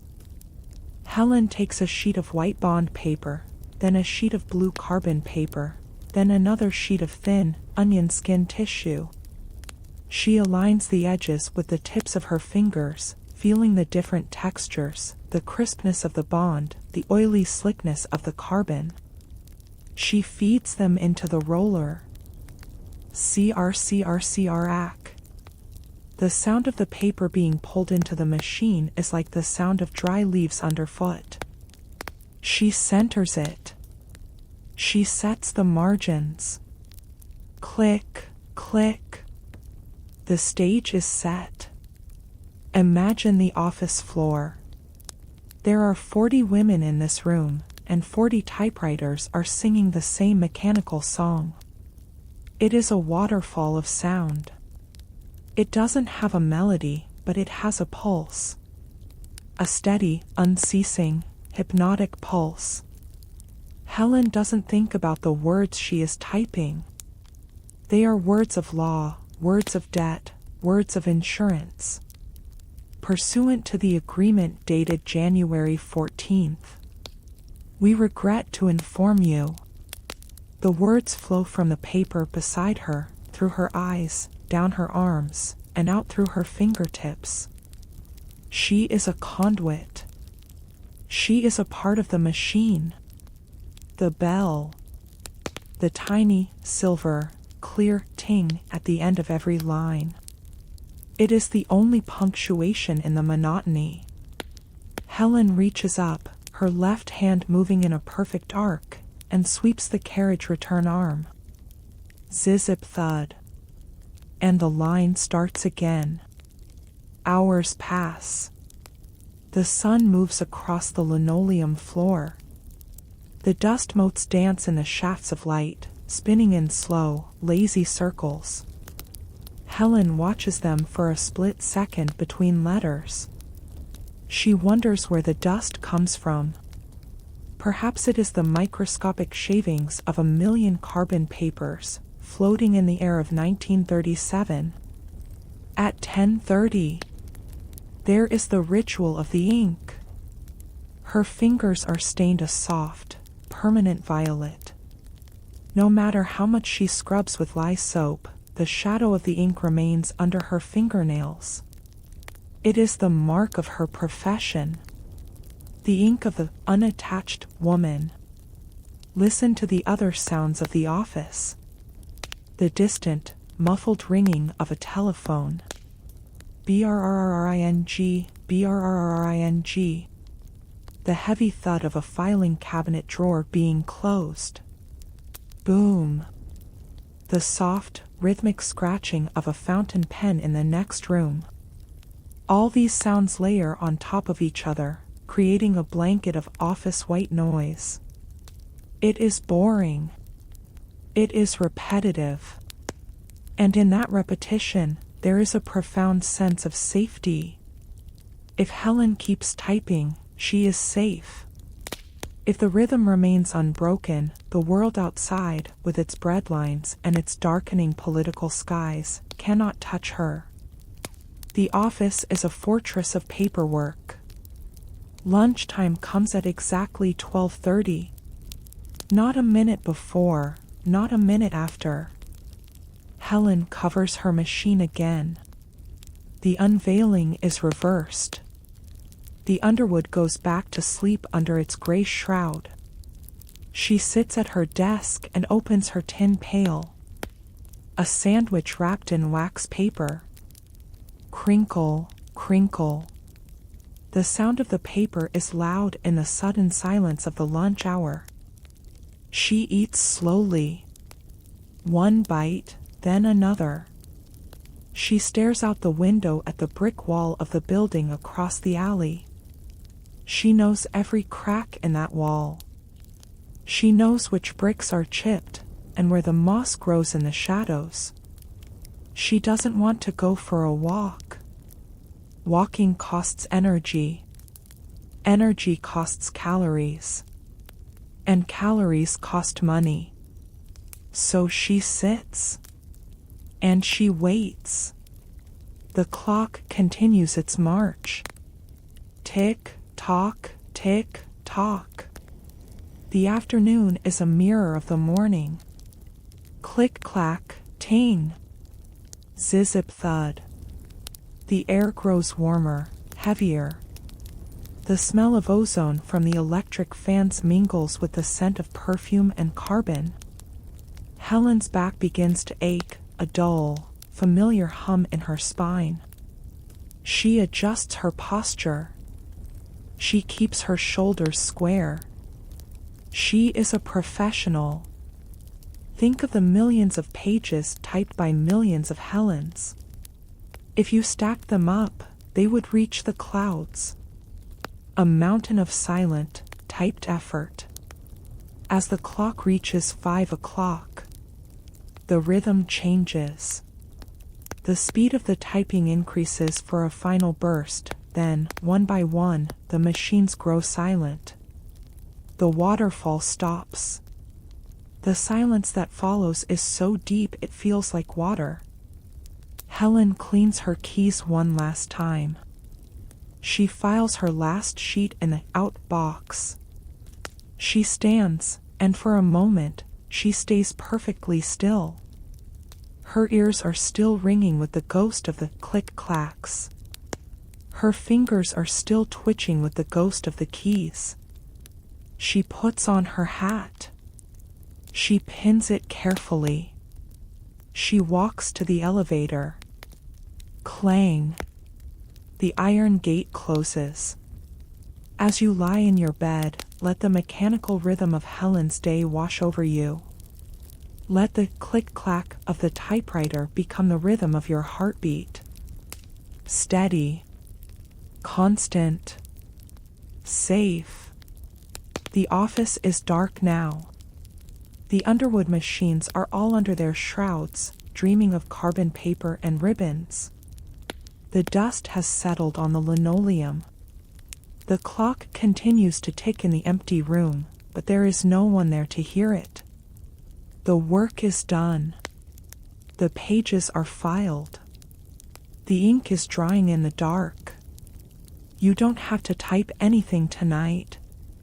You don't have to answer any calls. You don't have to watch the clock. The ting of the bell has sounded for the last time. It is the signal for the most important routine of all. The routine of letting go. Feel the weight of your body against the mattress, just as the heavy typewriter sits on its desk. You are grounded. You are stable. You are still. The secretary is home. She has climbed the stairs to her rooming house. She has taken off her shoes. She is closing her eyes, letting the click-clacks fade into the soft, gray mist of sleep. Let yourself follow her. Into the quiet. Into the boredom. Into the deep, restorative history of the night. As the night deepens, and the air in your room becomes still and heavy with the scent of rest, let us drift into a world where even the heart had to learn the language of austerity. We are entering the 1930s landscape of romance, a time we call the economy of dating. Close your eyes, and imagine a Saturday evening in late autumn, 1938. The wind is whistling through the steel skeletons of the city, but in the local parks, the benches are occupied. Let's look at a couple. Arthur and Elizabeth. Arthur has exactly $1 in his pocket, and Elizabeth is wearing her only good dress, the one made from a floral flower sack we spoke of earlier. In the previous decade, dating was a roar of jazz and expensive gin. But in 1938, love has become a slow, quiet, and incredibly inexpensive ritual. Pause. Imagine the sound of dry leaves skittering across a paved park path. The first rule of the economy of dating was the long walk. Walking was free. Walking required no ticket, no reservation, no tip. Arthur and Elizabeth are walking from 42nd Street all the way to Central Park. They aren't in a hurry. In the 1930s, time was the only thing people had in abundance. Listen to the rhythm of their footsteps on the cold pavement. Tap, scuff, tap, scuff. It is a slow, steady cadence. They stop at every shop window along the way. This was window dating.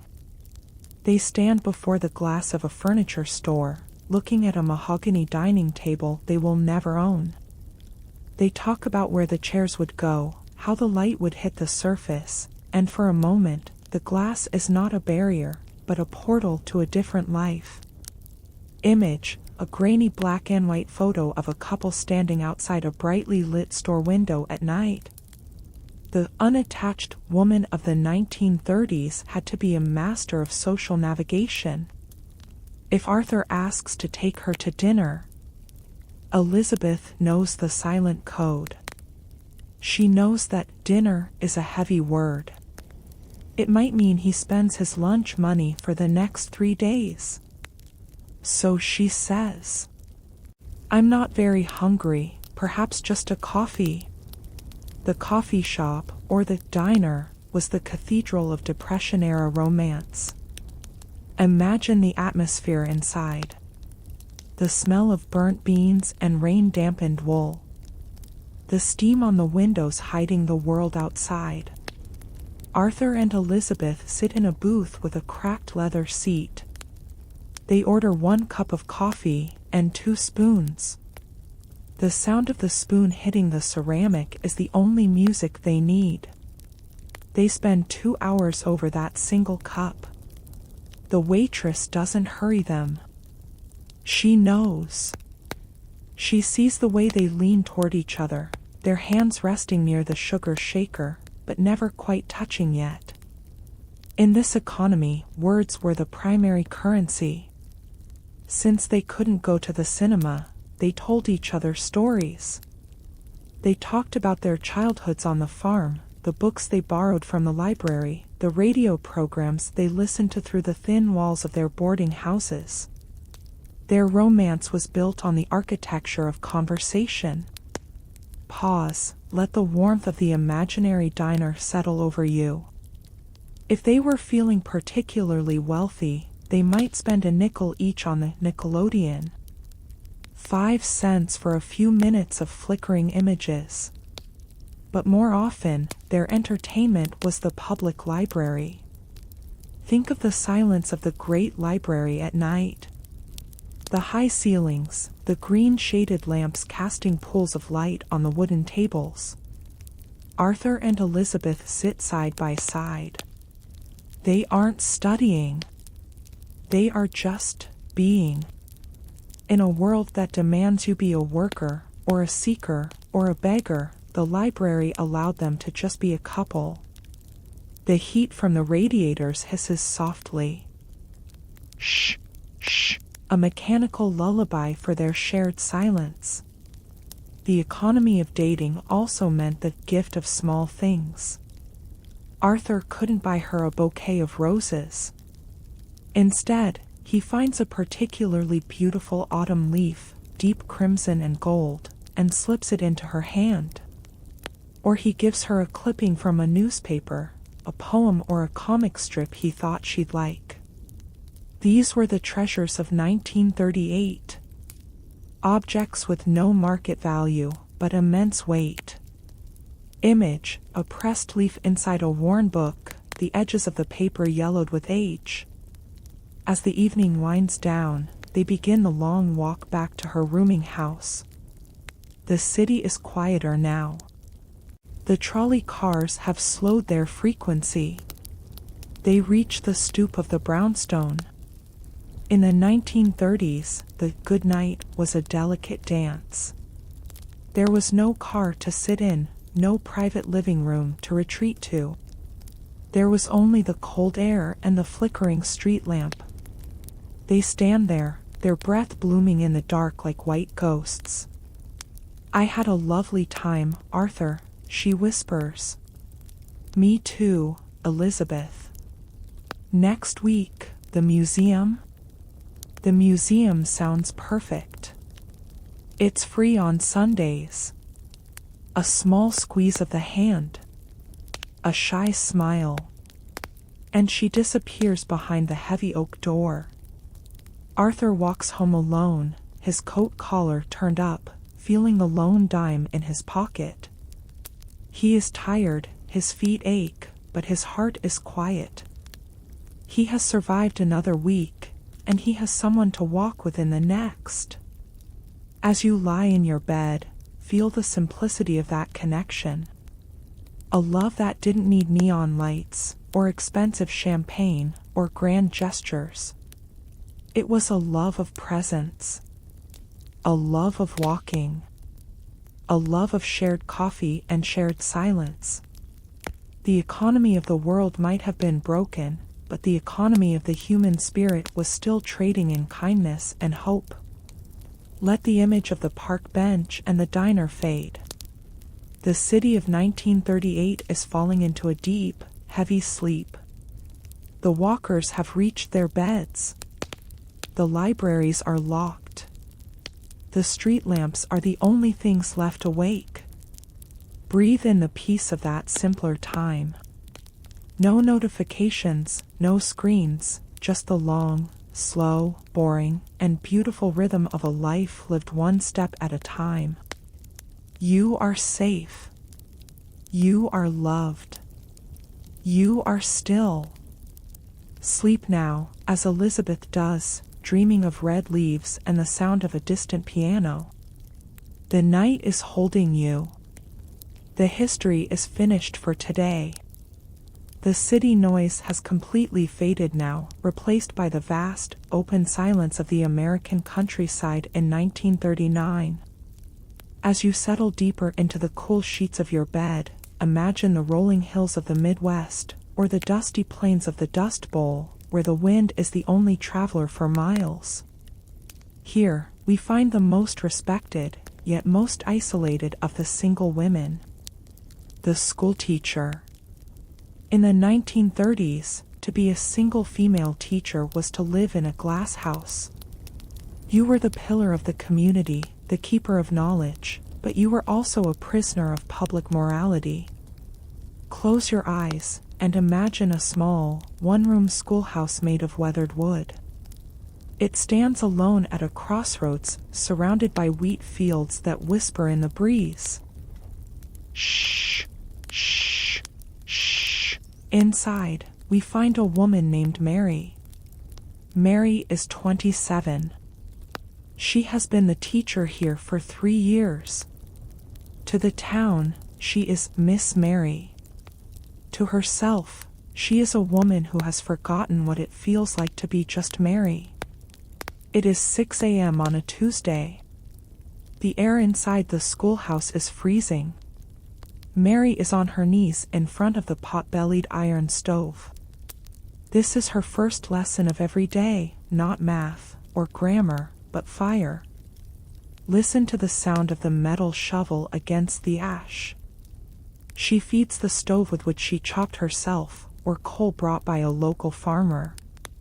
She strikes a match. Scritch. The tiny flame dances in the dark, reflecting in her spectacles. She watches the fire catch, the orange light slowly warming the chalkboard and the rows of small, scarred desks. Image, a lone schoolteacher in a long dress tending to a stove in a dim, rustic schoolroom. Mary's life is governed by a contract. A contract that dictated not just her hours, but her soul. In 1939, many rural school boards required female teachers to remain single. If Mary were to fall in love, if she were to marry, she would lose her keys to the schoolhouse before the sun set. But the rules went further. She could not be seen in a public carriage with a man who wasn't her father or brother. She could not smoke. She could not dye her hair. She had to be a saint in a wool dress. Think of the weight of that expectation. To be a role model for 30 children, while your own life is frozen in time. As the sun rises, the children begin to arrive. Some walk 3 miles through the mud, their shoes caked in the earth of the Depression. Mary greets each one at the door. She checks their coats for dampness. She looks at their faces to see who is tired, who is hungry, who needs a little extra kindness today. The rhythm of the schoolroom is a steady, repetitive hum. Chalk on slate, scritch, scratch, scritch. Listen to that sound. The sound of a generation trying to learn its way out of poverty. Mary moves between the desks. She leans over a boy named Henry, showing him how to curve the letter S. She smells the scent of wood smoke, old books, and the faint, sweet smell of the apples the children brought for lunch. "Very good, Henry," she whispers. Her voice is a soft, melodic anchor in the room. The forgotten teachers were the social workers of the 1930s. They were the ones who noticed when a family had finally run out of flour. They were the ones who secretly mended a child's torn sweater during recess. They were the quiet observers of the Great Depression's toll on the smallest citizens.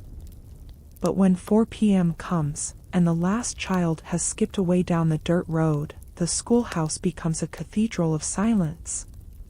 Mary sits at her desk. The dust motes are settling again on the wooden floor. Talk, talk. The stove is cooling down, the metal contracting with a series of tiny pings. This is the loneliest hour. She begins the grading. 30 sets of spelling words. 30 arithmetic problems. She uses a red pencil, its point sharp and precise. Check, check, check. The rhythm is soothing, but it is also a reminder of her isolation. She is the only adult in this building. Sometimes, she is the only adult she speaks to for days. Image, a stack of old schoolbooks and a red pencil resting on a wooden desk in the fading evening light. Mary lives in a teacherage, a tiny shack behind the school, where she boards with a local farm family. She has no privacy. Her mail is often read by the postmaster. Her evening walks are watched from behind lace curtains. And yet, as she walks home through the tall grass, she feels a quiet pride. She is the keeper of the light. In a decade of darkness, she is the one who ensures that the children know the names of the stars, and the history of the world, and the beauty of a well-turned sentence. Pause, breathe in the smell of the evening hay and the cooling earth. The teacher was the bridge between the old world and the new. She was unattached by law, but she was attached to the future by her heart. Tonight, Mary is sitting in her small room. She is reading a book by the light of a kerosene lamp. The flame flickers, casting long, dancing shadows on the walls. HSHHH. HSHHH. The sound of the page turning is the only sound in the world. She thinks of her students, sleeping in their farmhouses.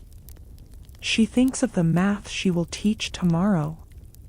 And she feels the deep, heavy, comforting exhaustion of a job well done. The schoolhouse is dark now. The chalkboard is clean. The desks are empty. The fire in the stove has turned to gray ash. As you lie in your own bed, let the silence of that rural schoolhouse wrap around you. You are not being watched. You have no rules to follow tonight. You are free to be just you.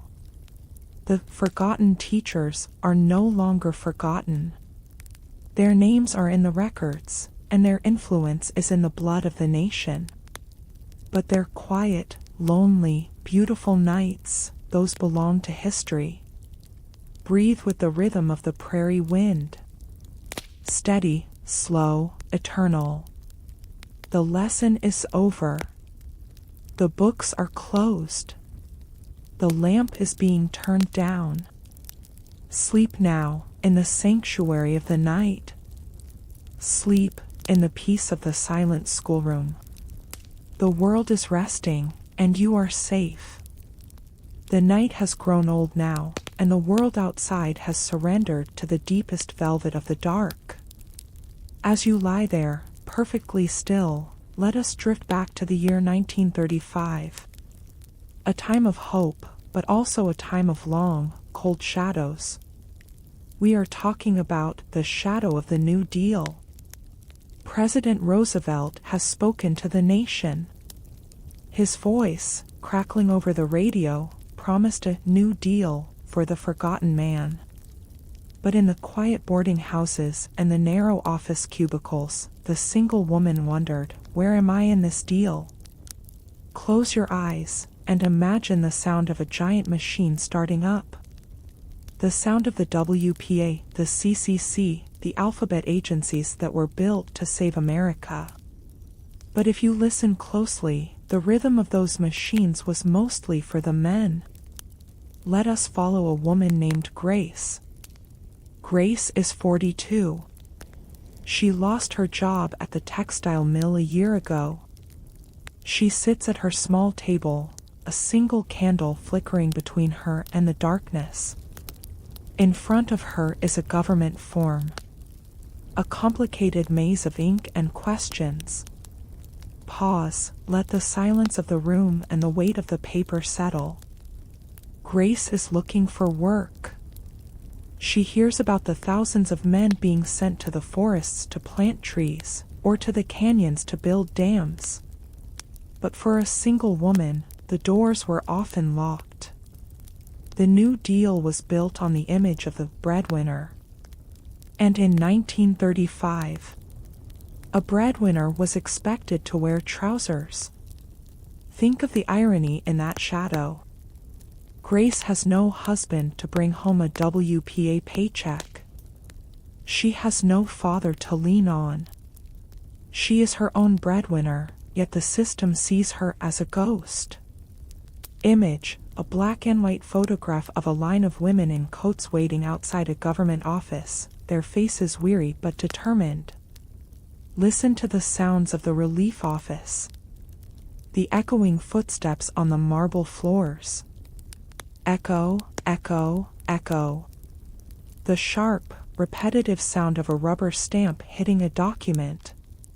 Thump, thump, thump. Grace stands in line. She has been here since 4 a.m. The air is damp with the smell of wet wool and anxiety. When she finally reaches the desk, the clerk doesn't look up. "Are you married?" he asks. "No," Grace replies. "Any dependents?" "Just myself." The clerk sighs, a long, tired sound.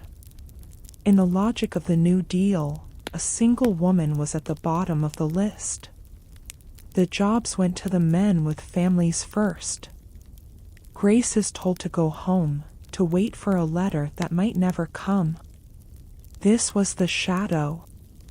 The feeling of being invisible in your own country's rescue. But Grace, like thousands of others, didn't just fade away. They found the small corners of the New Deal that were meant for them. The sewing rooms.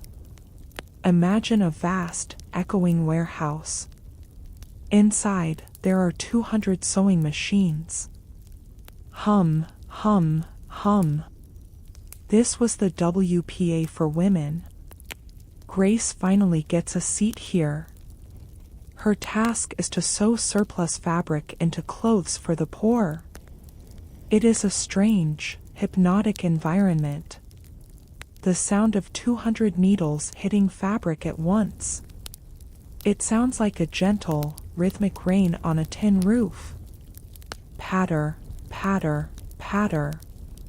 Grace doesn't mind the monotony. In fact, she welcomes it. The repetition is a form of prayer. For 8 hours a day, she belongs to the rhythm. She is part of a collective effort.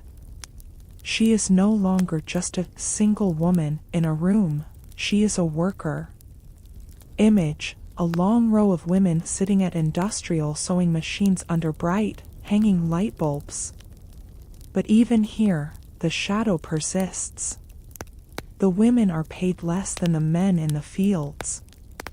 They are the first to be let go when the budget is cut. They are the temporary solution to a permanent problem. Think of the walk home from the sewing room. Grace's fingers are stiff. Her eyes ache from watching the silver needle dance. But in her purse, there is a small paycheck. It isn't much, but it is proof. Proof that she exists in the eyes of the state. Breathe in the cool, night air of 1936. Feel the relief of the paycheck and the lingering sting of the struggle. The New Deal changed the landscape of America. It built the bridges we still cross, and the parks where we still walk. But its true strength was held together by the invisible threads sewn by women like Grace. They were the ones who mended the fabric of a broken society, one stitch at a time, in the shadows of the grand projects. Grace reaches her boarding house. She doesn't turn on the light. She sits in the dark, listening to the city. She hears the distant whistle of a train, carrying men to a new project in the west. She isn't bitter. She is just tired. The shadow of the New Deal was a place of quiet endurance. It was where you learned that if the government didn't save you, you would save yourself, and perhaps the woman in the room next to you. As you lie in your bed, let the hum of the sewing machines fade into a distant memory. The warehouse is empty now. The needles are still. The government forms have all been filed away in dusty archives. You are not a number on a list tonight. You are not a ghost in the system. You are a living, breathing soul, deserving of peace. The shadow has passed. The moon has moved across the sky. The great machines of history have slowed to a halt for the night. Let your heart beat in time with the quiet. Steady. Calm. Secure. Grace is asleep now. Her fingers are relaxed. Her mind is free from the columns of math and the questions of clerks. She is dreaming of a world where everyone is seen and everyone is home. Follow her into that dream. Leave the shadows behind. Step into the soft, gray light of a rest that has been earned. Sleep now, in the legacy of the invisible. Sleep, in the silence of the deal. The night is yours, and it is enough. The night has drifted into its deepest hour, and as the shadows in your room become your companions, let us travel to the quietest moment in the life of the 1930s single woman. The Sunday evening. If the week was a battle of typewriters and budgets, and Saturday was a brief escape into the parks or the cinema, then Sunday evening was the mirror. It was the time when the noise of the world finally stopped, and a woman was left alone with the four walls of her room, and the vast, echoing silence of the future. Close your eyes, and imagine a city at dusk on a Sunday in 1937. The church bells have finished their final toll for the day. Bong, bong, bong. The sound lingers in the cold air like a fading memory. The shops are shuttered. The trolley cars run less frequently. Everything is slowing down, preparing for the long, hard climb of Monday morning. Let us look at a woman named Ruth. Ruth is sitting in her armchair by the window. She hasn't turned on the electric light yet. She is sitting in that blue, half-light that poets call the gloaming. In her lap is a book, but she isn't reading. Her hands are resting on the cover, still and pale like marble. Pause, let the stillness of the room and the blue light settle into your mind. Sunday evening was the great pause of the Great Depression. For a woman living alone, it was the time when the unattached label felt the heaviest. In the other rooms of the boarding house, she can hear the muffled sounds of life. The clink of a spoon against a bowl. The low murmur of a radio playing a symphony. But in her room, there is only the sound of her own breathing. Listen to the radiator. It's giving a final, tired hiss for the night. Shh! It sounds like a secret being whispered from the floorboards. Image, a lone woman silhouetted against a window overlooking a quiet city street, a single lamp unlit beside her. Ruth watches the street lamp outside her window flicker to life. Buzz, flicker, hum. It casts a long, amber glow across her floorboards, highlighting the dust motes that have finally stopped dancing and are settling for the night. She thinks about the week ahead. The 60 letters she will type. The $3 she will spend on groceries. the way she will pin her hair back to look professional. But on Sunday evening, she doesn't have to be a secretary. She doesn't have to be a survivor. She is just Ruth. There is a profound, boring beauty in this loneliness. It isn't a sharp pain, it's a dull, familiar ache, like an old weather-worn house settling into its foundation. It is the loneliness of reflection. She reaches for a small tin on her side table. Inside is a single peppermint drop. She unwraps it, the cellophane crinkling loudly in the silence. Crinkle, snap. The smell of mint fills her senses, a sharp, cold contrast to the dusty air of the room. She lets it melt slowly, a tiny, inexpensive luxury to mark the end of the Sabbath. This was how the single woman measured her life. Not in grand achievements, but in the way she survived the Sunday silence. Think of the millions of women like Ruth, across all the cities of America. They are all sitting in their chairs. They are all watching the same blue light fade into black. They are a silent network of souls, connected by the same Sunday evening ritual of contemplation. Image, a close-up of a woman's hand resting on a worn book, a small peppermint wrapper nearby. Ruth thinks about her family back in Pennsylvania. She can almost smell the Sunday roast her mother used to make. She can hear her father's heavy boots on the porch. That world is gone, or at least, it is far away. She is here, in a room that smells of lavender and independence. And independence, she realizes, is often just another word for quiet. But as the clock on her nightstand ticks, tick-tock, tick-tock, the loneliness begins to transform. It becomes a kind of strength. Because she has faced the silence, and she has not broken. She has looked at the empty chair across from her, and she has remained whole. The Sunday evening loneliness was the forge where the modern woman was made. It was where she learned that she was enough company for herself. It was where she learned that a quiet room is not a prison, but a kingdom, if you know how to rule your own thoughts. Breathe in the deep, cool stability of Ruth's room. The city is now completely dark. The symphony on the neighbor's radio has ended, replaced by a low, fuzzy static. FZZZZZZ. Ruth finally stands up. Her joints are a little stiff from sitting so long in the dark. She walks to her bed. She pulls back the covers, the sheets feeling crisp and cool against her skin. She doesn't pray for a husband tonight. She doesn't pray for a new coat. She just prays for a deep, dreamless sleep. A sleep that will carry her over the threshold of Sunday and into the promise of Monday morning.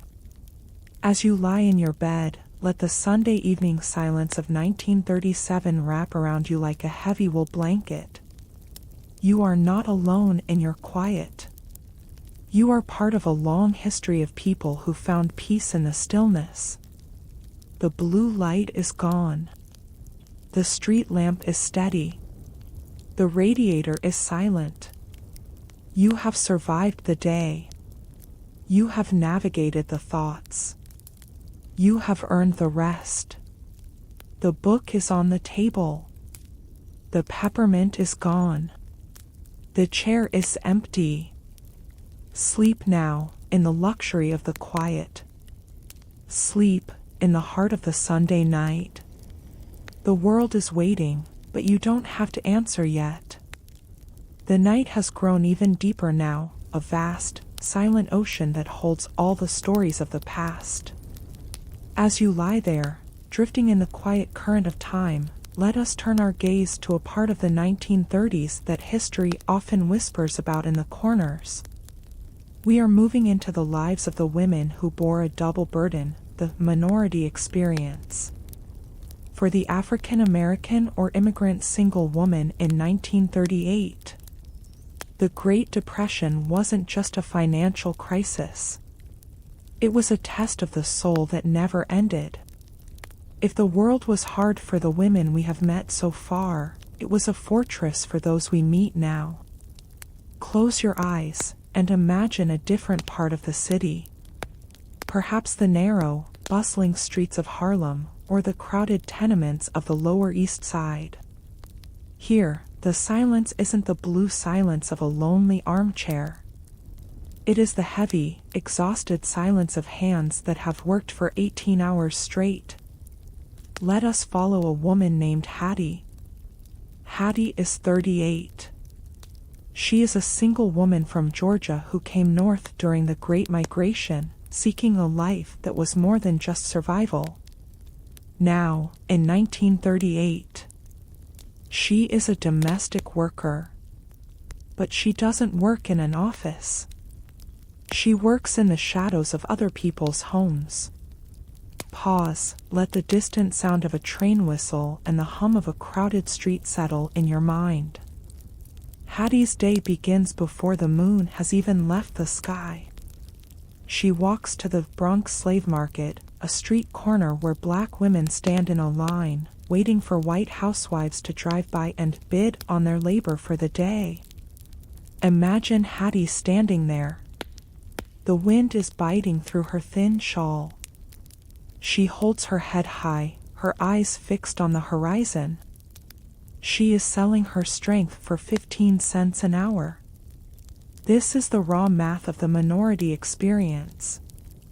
Image, a group of African American women standing on a street corner in the 1930s, bundled in coats, waiting for day work. Listen to the sounds of her labor. The slosh of soapy water in a wooden bucket. Splosh, drip, splosh. The rhythmic scrubbing of a brush against a floor that isn't hers. Scrub, scrub, scrub. Hattie is on her knees. She spends her life looking at the world from the floor up. She cleans the fine rugs, she polishes the silver, she washes the silk dresses of women who don't know her last name. But in her mind, Hattie is building her own world. Every nickel she earns is a brick. The minority experience was one of incredible, silent defiance. While the world told her she was the last hired and the first fired, Hattie became an expert at making nothing into something. Breathe in the scent of lye soap and lemon oil. It is a sharp, clean smell that masks the deep fatigue in Hattie's bones. Think of her journey home. She takes the subway, the A train, moving from the world of marble and lace back to her world of brick and community. In Harlem, she is not a domestic. She is Hattie. She is the woman who helps the girl in the next room with her sewing. She is the one who brings a bowl of soup to the elderly man on the first floor. In the minority community, the single woman was the backbone. Since marriage was often a luxury that poverty denied, these women created their own families. A sisterhood of the struggle. Imagine Hattie's room. It is smaller than Eleanor's, smaller than Dorothy's. It is a kitchenette apartment, shared with 3 other women. The walls are thin, and the air is thick with the smell of frying onions and the sound of a neighbor's jazz record playing softly. Da-da-da-dum. But inside this room, there is a warmth that the Barbizon Hotel never knew. Image, a small, dimly lit room with a patchwork quilt on the bed and a Bible on a wooden crate used as a table. Hattie sits on her bed. She takes off her shoes. Her feet are swollen, the skin hot and tired. She rubs them with a little lard, a slow, rhythmic massage that is her only luxury. Rub, slide, rub. She thinks about the New Deal we spoke of.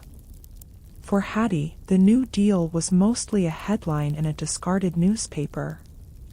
Most domestic workers were excluded from Social Security. There was no pension waiting for her. No safety net except her own two hands, and the women she called sisters. Yet, as she sits there, she listens to the sound of the city. It is a different sound here. It is the sound of resilience. It is the sound of people who have known boring history for centuries and have learned to turn it into a song. The minority experience was a masterclass in the invisible mend. Not just mending stockings, but mending a broken world with the threads of dignity. Pause, let the low, soulful hum of the city night wash over you. Hattie reaches for a small jar on her shelf. It contains a few coins. This is her future jar. She drops a penny in. Clink. The sound is tiny, but in the silence of the room, it sounds like a hammer hitting an anvil. It is the sound of a woman who refuses to be erased. She is tired, yes. Her heart is heavy with the weight of the stairs she climbed today. But as she lies down, pulling a worn, colorful quilt over her shoulders, she feels a profound connection to all the women before her. The ones who survived the fields, the ones who survived the kitchens, the ones who kept the light burning in the dark. As you lie in your bed, feel the strength of that lineage. You are resting in a world that was built by hands like Hattie's. Hands that were tired, but never still. The minority experience is not just a story of hardship. It is a story of the most quiet, most enduring kind of power. The power to stay kind in a cold world. The power to find music in the scrub brush. The subway has slowed down. The street corners are empty. The Bronx slave market is a ghost of the morning. Hattie is asleep. She is dreaming of a kitchen where she is the guest. She is dreaming of a floor that never needs scrubbing. She is dreaming of a sun that warms everyone equally. Let yourself follow her into that warm, golden light. The struggle is paused. The burdens are laid down by the door. Sleep now, in the legacy of the strong. Sleep, in the quiet truth of the night. You are safe, and the story is held in the stars. The night has stretched to its furthest limit, and the world outside has become a vast, soundless void. As you lie in the cradle of your bed, drifting between the memory of the past and the pull of sleep, let us look at the most invisible quality of the 1930s. Not the hunger, not the labor, but the endurance of grace. By 1939, the Great Depression had been the backdrop of life for a decade. A whole generation of single women had grown into adulthood knowing nothing but the struggle. But within that struggle, something beautiful had hardened, like a diamond formed under the weight of a mountain. Grace. Close your eyes and imagine a small, tidy room at the end of a long hallway. It is 7 p.m. on a Tuesday. Let's look at a woman named Martha. Martha is 40 now. Her youth was spent behind a typewriter, and her dreams of a white house with a picket fence have long since faded into the gray mist of reality. But look at her hands. They are still. They are poised. Even here, in this room that costs $4 a week, Martha lives with a quiet, unwavering dignity.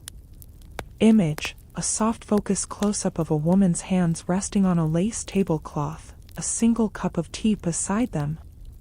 Grace in the 1930s was a form of silent protest. It was the refusal to let poverty turn you into a victim. It was the way Martha sets her table. She has a single linen napkin, worn thin by 1,000 washings, but it is starched and white. She has a single teacup, a relic from her grandmother's set, with a tiny hairline fracture near the handle. Listen to the sound of the spoon as she stirs her tea. The sound is deliberate. It is slow. It is a ritual. In a world that felt like it was falling apart, these small acts of elegance were the anchors of the soul. Martha isn't just drinking tea, she is maintaining a standard. She is saying to the universe, I am still a person of refinement. You have taken my savings, but you cannot take my manners. Pause, let the warmth of the tea and the silence of the room envelop you. The endurance of grace was seen in the invisible mending we spoke of earlier, but it went deeper than fabric. It was the mending of the spirit. It was the way a woman would walk past a mirror and pause, not to admire herself, but to ensure her hat was straight, her shoulders were back, and her gaze was steady. Think of the energy required to stay graceful when your stomach is empty. Think of the strength it takes to speak with kindness to a landlord who is threatening to evict you. This wasn't the grace of the wealthy, it was the grace of the warrior. Image, a woman's silhouette against a window at dusk, her posture straight and regal despite the simplicity of her surroundings. Listen to the evening sounds of the boarding house. The distant, muffled cough of a neighbor. The floorboards groaning as someone walks down the hall. Creak, creak.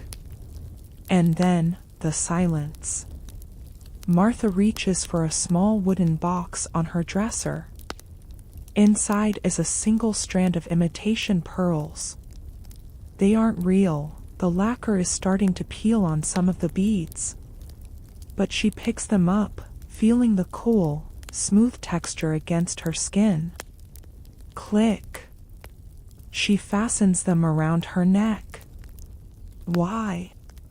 No one will see her tonight. She has no guests. She is not going out. She does it for herself. Because on this Tuesday night in 1939, she needs to remember who she is. She is not just Tenant 4B. She is Martha, a woman of grace. A woman who has endured a decade of winter and is still waiting for the spring. Breathe in the scent of old wood and the faint, lingering aroma of lavender water. The 1930s were ending, though the women didn't know it yet.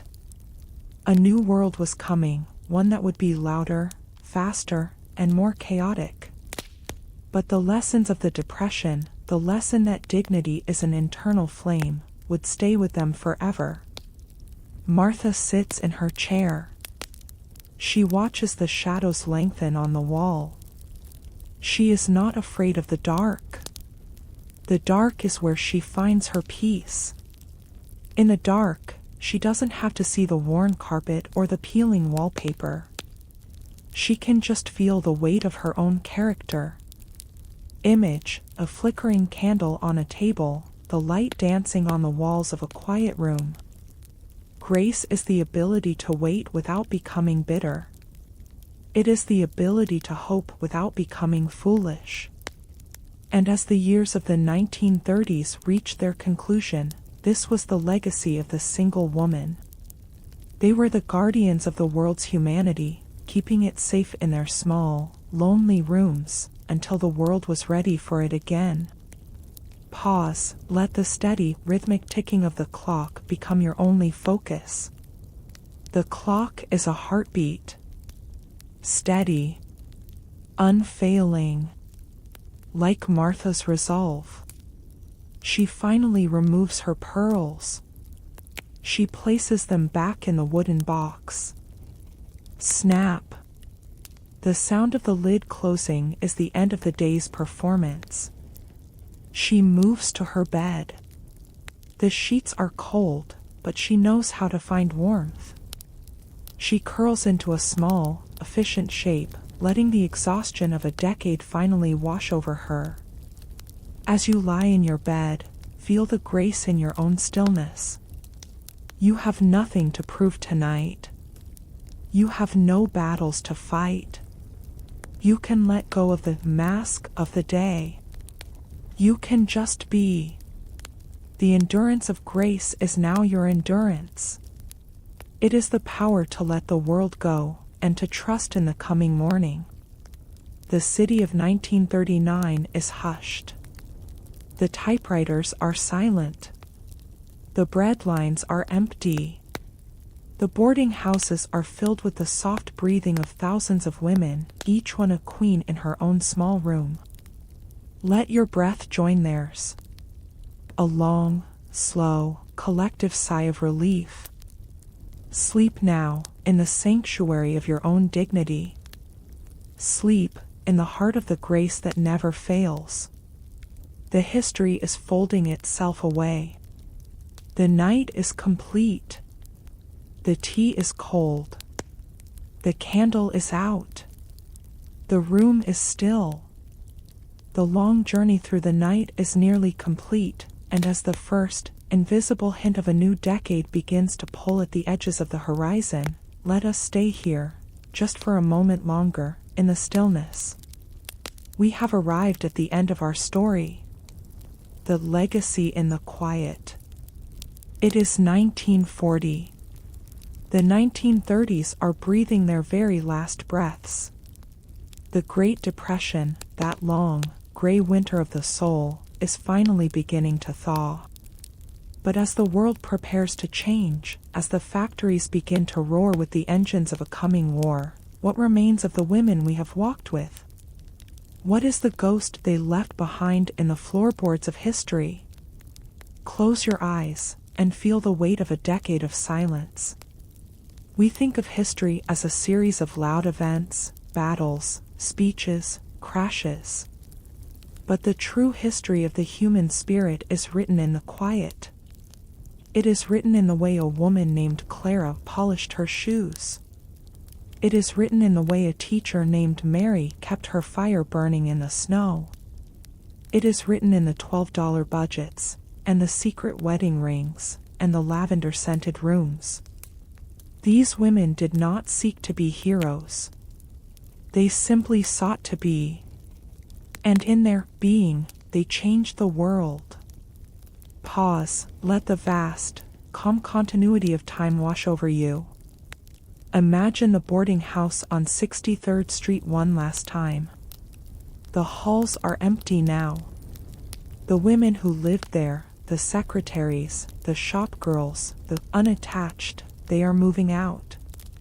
They are moving into a new world where they will become the managers, the scientists, the voices of a new era. But they carry the 1930s with them, like a hidden locket beneath their blouses. The legacy of the single woman in the 1930s was the discovery of self-reliance. They were the first generation to prove, on a massive, quiet scale, that a woman could stand alone in a storm and not be blown away. They turned loneliness into independence. They turned survival into dignity. Image, a soft, slow zoom onto an empty wooden chair by a window, the morning light just beginning to touch the seat. Listen to the sounds of the room as it is left behind. The floorboard that always creaked, it is silent now. The radiator has stopped its rhythmic hissing. The dust motes have all settled into the cracks of the wood. The room is ready for someone new, but it will always remember the woman who lived here. It remembers the sound of her breath in the dark. It remembers the scratch of her pen on a Saturday night. It remembers the smell of her single cup of tea. These memories are the boring history that sustains us. They remind us that even when the world is broken, the individual life remains a work of art. That even when the economy fails, the economy of kindness remains. Breathe in the legacy of their strength. Feel it in the very marrow of your bones. You are a descendant of their endurance. You are walking on the paths they paved with their mended shoes. The 1940s are coming. The world will become loud again. There will be headlines and sirens and the rush of progress. But the quiet of the 1930s will never truly disappear. It lives in the way we find peace in a small room. It lives in the way we value the small, mended things. It lives in the silence of the night, just like the one you are resting in now. Pause, let the ticking of the clock grow slower and slower.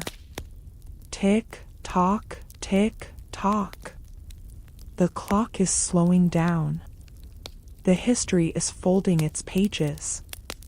The ink is dry. Think of the millions of women who once stared at the same moon you see tonight. They are all gone now, but their grace remains. It is in the air. It is in the stars. It is in the very fabric of the night. You have listened to their story for 3 hours. You have walked beside them through the fog and the sunlight. You have shared their tea and their silence. And now, it is time to let them go. They are fading back into the sepia tones of the old photographs. They are becoming part of the mist. Image, a beautiful, slow-motion fade from a 1930s street scene into a soft, dark blur of night. The story is over. The strange history for sleep has reached its destination. The unattached women are finally at rest. And so are you. Your body feels heavy, like a stone at the bottom of a clear, dark lake. Your mind is as still as the library at midnight. Every worry, every budget, every secret has been laid down. There is nothing left to do. There is nowhere left to go. The 1930s are a dream now. A long, slow, beautiful dream. Let the silence take the last of the words. Let the quiet be your blanket. The legacy is yours. The peace is yours. The room is dark. The history is still. The night is deep. Good night to the secretaries. Good night to the teachers. Good night to the keepers of the light. And good night to you. Sleep, sleep, sleep.